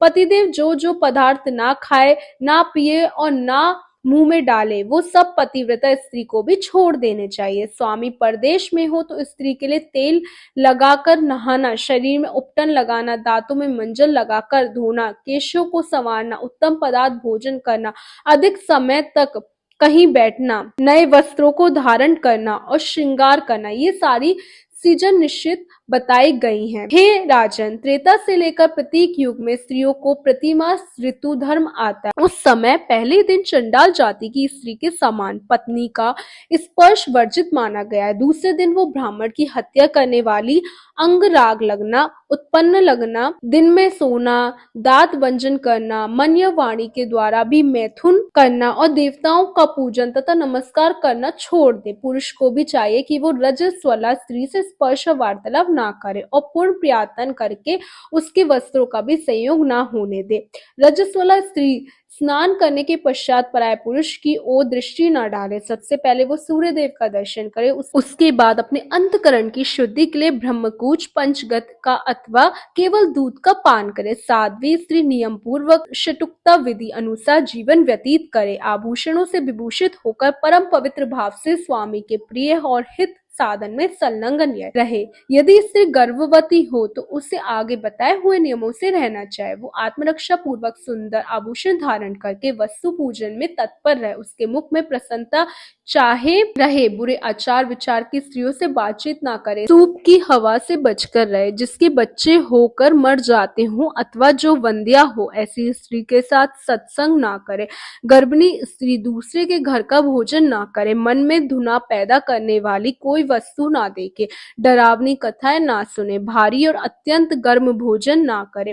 पहले का किया हुआ भोजन जब तक अच्छी तरह पच ना जाए तब तक दूसरा भोजन ना करे। इस विधि से रहने वाली सात्विक स्त्री उत्तम पुत्र प्राप्त करती है, अन्यथा या तो गर्भ गिर जाता है या उसका निरोध हो जाता है। इस प्रकार ऋषि वशिष्ठ ने एक पतिव्रता सात्विक स्त्री के लक्षण सुनाए, लेकिन ये लक्षण अभी अधूरे हैं। इसमें ऋषि वशिष्ठ आगे और ये बताएंगे एक स्त्री को अपने पति के साथ कैसा व्यवहार करना चाहिए, किस प्रकार रहना चाहिए, वो हम सुनेंगे हमारी इसी माघ मास कथा श्रृंखला की अगली कड़ी में कल प्रातःकाल। अगर आज की कथा आपको अच्छी लगी हो तो उसे लाइक करें, शेयर करें अपने दोस्तों, अपने मित्रों और परिवारजनों के साथ। तब तक के लिए इस माघ मास में परम भगवान श्री विष्णु के प्रति पुनर्रूप से समर्पित होकर उनकी शुद्ध भक्ति में सेवा करने का प्रयास करें, क्योंकि चाहे स्त्री हो या पुरुष, प्रत्येक मनुष्य के जीवन का परम लक्ष्य परम भगवान श्री कृष्ण की भक्ति करना है। बोलो श्री कृष्ण भगवान की जय। राधे राधे दोस्तों, कई बार लोग पूछते हैं कि हमें कैसे पता चलेगा कि भगवान हमसे प्रसन्न है या नहीं, हम जो कर रहे हैं वो ठीक है भी या नहीं। तो जिस प्रकार समुद्र में जब एक जहाज तैर रहा है, अपने गंतव्य की ओर आगे बढ़ रहा है, तो उस रास्ते में मिलते हैं प्रकाश स्तंभ, जिसे लाइट हाउस कहा जाता है, और उसमें से निकलने वाले प्रकाश को ध्यान में रखते हुए वो अपने आगे का मार्ग तय कर लेते हैं। उसी प्रकार मनुष्य जीवन में हमें प्रकाश देने के लिए आते हैं। तो आज का अध्याय शुरू करते हैं। पतिव्रता स्त्री के लक्षण बताते हुए ऋषि वशिष्ठ ने आगे कहा, हे राजन, अब मैं विस्तार से कुछ और बातें बता रहा हूँ, ध्यान पूर्वक श्रवण कीजिएगा। पतिदेव जब किसी कार्यवश घर के भीतर प्रवेश करे तो पतिव्रता स्त्री अंग राग आदि से युक्त होकर शुद्ध रत्न से उनके पास जाए। तरुणी, सुंदरी, पुत्रवती, ज्येष्ठा तथा कनिष्ठा कोई भी क्यों ना हो, परोक्ष में या सामने अपनी किसी सौत की गुणहीन होने पर भी निंदा ना करे। मन में राग द्वेष जनित मत सरता रहने पर भी सौतों को परस्पर एक दूसरे का अप्रिय नहीं करना जाए। स्त्री पराय पुरुष के नामों का गान और पराय पुरुषों के गुणों का वर्णन ना करे। पति से दूर ना रहे, सदा अपने स्वामी के समीप निवास करे। निर्दिष्ट भूभाग में बैठकर सदा प्रियतम की ओर मुख किए रहे। सच्चिदानंद पूर्वक चारों दिशाओं की ओर दृष्टि ना डाले। पराय पुरुष का अवलोकन ना करे, केवल पति के मुख कमल को ही देखे। पतिदेव यदि कोई कोई कथा करते हो या तो स्त्री उसे बड़े आदर के साथ सुने। माचिस करते हो तो स्वयं दूसरे से बात ना करे। अगर स्वामी बुलाएं तो शीघ्र ही उनके पास जाए। पति देव उत्साह पूर्वक गीत गाते हो तो प्रश्नचित होकर सुने। अपने प्रियतम के नृत्य करते समय उन्हें हर्ष भरी निगाहों से देखे। पति को शास्त्र आदि में चतुरता, विद्या, कला में प्रवीणता दिखलाते देखकर पति के समीप उग्रेड और अव्यक्ता पूर्ण हृदय लेकर ना ठहरे। उनके साथ प्रेम शून्य कला कंकास ना करे। स्वामी कला करने के योग्य नहीं है, ऐसा जानकर स्त्री कभी अपने लिए, अपने भाई के लिए, अपने साथी के लिए क्रोध में आकर उनसे कला ना करे। फटकारने, निंदा करने और अत्यंत ताड़ना देने के कारण व्यतीत होने पर भी पत्नी अपने प्रियतम को भय छोड़कर गले लगाए। स्त्री जोर जोर से विलाप ना करे, दूसरे लोगों को ना पुकारे, अपने घर से बाहर ना भागे, पति से कोई विरक्ति सूचक वचन ना कहे। सती स्त्री उत्सव आदि के समय अगर भाई बंधु के घर जाना चाहती है तो पति की आज्ञा लेकर किसी अध्यक्ष कंडीशन में रहकर जाए, वहां अधिक काल तक निवास न करे, शीघ्र अपने घर लौट आए। यदि पति कहीं की यात्रा करते हो तो उस समय मंगल सूचक वचन बोले। यदि स्वामी जीविका का प्रबंधन करके प्रदेश में जाए तो उनकी निश्चित की हुई जीविका से ही गृहिणी को जीवन निर्वाह करना चाहिए। पति के न रहने पर सास ससुर के साथ ही शयन करे और किसी के नहीं। वो प्रतिदिन प्रयत्न करके पति के कुशल समाचार का पता लगाती रहे। स्वामी की कुशल जानने के लिए दूत भेजो, प्रसिद्ध देवताओं से याचना करे। इस प्रकार जिसके पति प्रदेश गए हो उस पतिव्रता स्त्री को ऐसे नियमों का पालन करना चाहिए। वो अपने अंगों को ना धोए, मैले कपड़े पहने रहे, बिंदी और अंजन ना लगाए, गंध और माला का भी त्याग करे, नख और केशों का श्रृंगार ना करे, दांतों को ना धोए। प्रोषित भर्तृ का स्त्री के लिए पान चबाना, आलस्य के वशीभूत होना बड़ी निंदा की बात होती है। अधिक करना, सदा निद्रा लेना, सर्वदा कलह में रुचि रहना, जोर जोर से हंसना, दूसरों से हंसी परिहास करना, पराये पुरुषों की चेष्टा का चिंतन करना, इच्छा अनुसार घूमना, पर पुरुषों के शरीर को दबाना, एक वस्त्र पहनकर बाहर घूमना, निर्जलता का वार्तालाप करना और बिना किसी आवश्यकता के व्यर्थी दूसरों के घर पर चले जाने, ये सब युक्ति स्त्री के लिए पाप बताए गए हैं जो पति को दुख देने वाले होते हैं। सती स्त्री घर के सभी कार्य पूर्ण करके शरीर में हल्दी का उपटन लगाए, फिर शुद्ध जल के सभी अंगों को धोकर सुंदर श्रृंगार करे। उसके बाद अपने मुख कमल को प्रसन्न करके प्रियतम के समीप जाए। मन, वाणी और शरीर को संयम में रखने वाली नारी ऐसे वार्ताओं से इस लोक में उत्तम कीर्ति को पाती है और परलोक में पति का सायुज्य प्राप्त करती है। देवताओं सहित संपूर्ण लोकों में पति के समान दूसरा कोई देवता नहीं है। जब पति देवता संतुष्ट होते हैं तो इच्छा अनुसार संपूर्ण भोक्तों की प्राप्ति कराते हैं और कुपित होने पर सब कुछ हर लेते हैं। संतान, नाना प्रकार के भोग, शैया, आसन, अद्भुत वस्त्र, माला, गंध, स्वर्ग, लोक और भांति भांति की कीर्ति सब कुछ पति से ही प्राप्त होती है। इस प्रकार मुनिवम नृसिंह धर्म, न्याय, नीति और गुणों में सबसे श्रेष्ठ सुव्रता आदि पत्नियों के साथ चिरकाल तक अतिरात्र और वाजपेयी आदि यज्ञों का अनुष्ठान करते हैं। वे नियम पूर्वक संसारिक सुख भोगते थे और उनका अंतःकरण अत्यंत निर्मल था। इस प्रकार गृहस्थाश्रम में निवास करते हुए महामुनि मृगशिंह की पत्नी सुव्रता ने समय अनुसार एक पुत्र को जन्म दिया। द्वारा पितृ उनसे छुटकारा पाकर मुनि शेष मृगशिंह ने अपने को कृतार्थ माना और विधि पूर्वक नवजात शिशु का जात कर्म संस्कार किया। वे परम बुद्धिमान, गुणी, तीनों काल की बातें जानता था। अतः उन्होंने पुत्र के भावी कर्म के अनुसार उसका मृगशिंह नाम रखा। उसके शरीर में मृगगण निर्भय होकर कंडूयन करते थे, अपना शरीर खुजलाते या रगड़ते थे, इसलिए पिता ने उसका नाम मृगशिंह रख दिया। उत्तम कुल में उत्पन्न होकर समस्त गुणों के भंडार भर गए थे। उनका शरीर प्रज्वलित अग्नि के समान तेजस्वी था। पिता के द्वारा उपनयन संस्कार हो जाने पर वे ब्रह्मचर्य का पालन करने लगे। उन्होंने पिता के पास रहकर संपूर्ण वेदों का अध्ययन किया। तत्पश्चात गुरु यानी अपने पिता की आज्ञा लेकर द्वितीय आश्रम को स्वीकार किया। मृदुल मुनि की कन्या मरुदीति के साथ मुरुकुंडु मुनि का विवाह हुआ। तदनंतर मृगशिंह मुनि की दूसरी पत्नी कमला ने भी एक उत्तम पुत्र को उत्पन्न किया। वो सदाचार, वेद अध्ययन, विद्या और विनय में सबसे उत्तम निकला, इसलिए उनका नाम उत्तम रखा गया। पिता के उपनयन संस्कार कर देने पर उत्तम मुनि ने भी संपूर्ण वेदों का अध्ययन करके विधि पूर्वक विवाह किया। कमनीय केश, कलाप और मनोहर रूप से युक्त, कमल के समान विशाल नेत्र, कल्याण में स्वभाव वाली कम मुनि की कन्या कुशा पत्नी के रूप में ग्रहण किया। विमला ने भी सुमिति नाम से विख्यात पुत्र को जन्म दिया। सुमिति भी संपूर्ण वेदों का अध्ययन करके गृहस्थ हुए। उनकी स्त्री का नाम सत्या था। तत्पश्चात सुरसा के गर्भ से भी एक पुत्र का जन्म हुआ जिसका नाम सुरवत था। सुरसा कुमार सुरवत ने भी संपूर्ण वेदों का अध्ययन समाप्त करके द्वितीय आश्रम में प्रवेश किया। पुरुत की पुत्री प्रियतम वदा सुव्रत की धर्म पत्नी हुई। पिता ने अपने सभी पुत्रों से पर्याप्त दक्षिणा वाले यज्ञों का अनुष्ठान करवाया। वे सभी पुत्र सेवा और सुश्रुता में संलग्न होकर प्रतिदिन पिता का प्रिय करते थे। उत्तम लक्षणों वाले, वेदों के पारगामी, कल्याण में पुत्रों और उत्तम गुणों वाली धर्म पत्नियों से सेवित होकर मृगशिंह मुनि गृहस्थ धर्म का पालन करने करने लगे। सुमति, उत्तम और महात्मा सुरवत को भी पृथक पृथक अनेक पुत्र हुए, जो वेदों के पारगामी विद्वान थे। माघ मास आने पर मुनिवर मृगशिंग अपनी धर्म पत्नियां, पुत्र वधू, पुत्रों और पौत्रों के साथ प्रातःकाल स्नान करते थे। वे माघ मास भी व्यर्थ नहीं जाने देते थे। माघ मास आने पर स्नान, दान, शिव की पूजा, व्रत और नियम ये गृहस्थ आश्रम के आभूषण है। ये सोचकर वे दुश्शिष्ट प्रत्येक माघ मास में प्रातः स्नान किया करते थे। इस प्रकार सांसारिक सुख सौभाग्य का अनुभव करते उन महामुनि ने अपने धर्म पत्नियों का भार पुत्रों को सौंप और गारहपत्य अग्नि को अपने आत्मा में स्थापित करके फिर पुत्र के पुत्र का मुख देखा और अपने शरीर को अत्यंत जराग्रस्त जानकर तपोनी मृगशिंग ने तपस्या करने के लिए तपोवन में प्रस्थान कर दिया। वहां पत्ते चबाने, छोटे छोटे तालाबों में जल पीने, संसार से उद्दीर्ण होने और रेतीली भूमि में निवास करने के कारण वे मृगों के समान धर्म का पालन करने लगे। मृगों के झुंड में चिरकाल तक विचरण करने के पर्याप्त उन्होंने ब्रह्मलोक प्राप्त कर लिया। वहां 4 मुख वाले ब्रह्मा जी ने उनका अभिनंदन किया। मुनिवर मृगशिंग दिव्य सिंहासन पर विराजमान हुए और अपने द्वारा पारिजता उपमा रहित अवश्य लोकों का सुख भोगने लगे। तत्पश्चात एक समय प्रलयकार के बाद श्वेत द्वारा कल्प में वे पुनः ब्रह्मा जी के पुत्र रूप से उत्पन्न हुए और उस समय उनका नाम रिपु हुआ और उन्होंने निगात को कल्याण का उत्पेश दिया। अब इस दूसरे जन्म में ऋषि मृगशिंग और उनकी जीवन कथा कैसी थी वो हम सुनेंगे हमारे इसी माघ मास कथा श्रृंखला की अगली कड़ी में। भगवान श्री कृष्ण गीता में कहते हैं, सुख और दुख सर्दी और गर्मी के समान है, उसे धैर्य पूर्वक सहन करना चाहिए, लेकिन उसे सहन करने के साथ साथ उसमें भगवान श्री हरि का स्मरण भी करना चाहिए, चाहे सुख हो या दुख हो। सर ऐसा देखा जाता है कि दुख में ही भगवान को याद किया जाता है, सुख में भोग वृत्ति आ जाती है। कई बार तो दुख के समय में भगवान को कोसा भी जाता है। कई लोगों को आपने सुना हो कितनी पूजा पाठ करती है, लेकिन फिर भी भगवान मेरी स्थिति को सुधार क्यों नहीं रहे। तो क्या आवश्यकता है भक्ति करने की। यहाँ पर हमारे शास्त्र बताते हैं कि भगवान कोई व्यवसाय करने वाले व्यापारी नहीं है और ना ही उन्हें किसी चीज की आवश्यकता है। वे हमारे परम पिता हैं, जिनके प्रति अगर हम कुछ कर रहे हैं तो कृतज्ञता के रूप में कर रहे हैं। जितना उन्होंने हमारे लिए किया है उसके समान हम उनके लिए जो कर रहे हैं वो संपूर्ण रूप से ना के बराबर है। लेकिन जो वास्तव में एक आदर्श संतान होती है वो सदैव अपने माता पिता के प्रति कृतज्ञ रहती है, क्योंकि माता पिता ने ही उन्हें जन्म दिया। इसीलिए भगवान श्री कृष्ण जो कि हमारे परम भगवान और अब परम पिता है, उनके प्रति कृतज्ञता व्यक्त करने के लिए भी मनुष्य को प्रतिदिन उनका स्मरण और नाम जप करना चाहिए। इसी विचार के साथ आज की माघ मास कथा श्रृंखला में आप सभी का स्वागत है।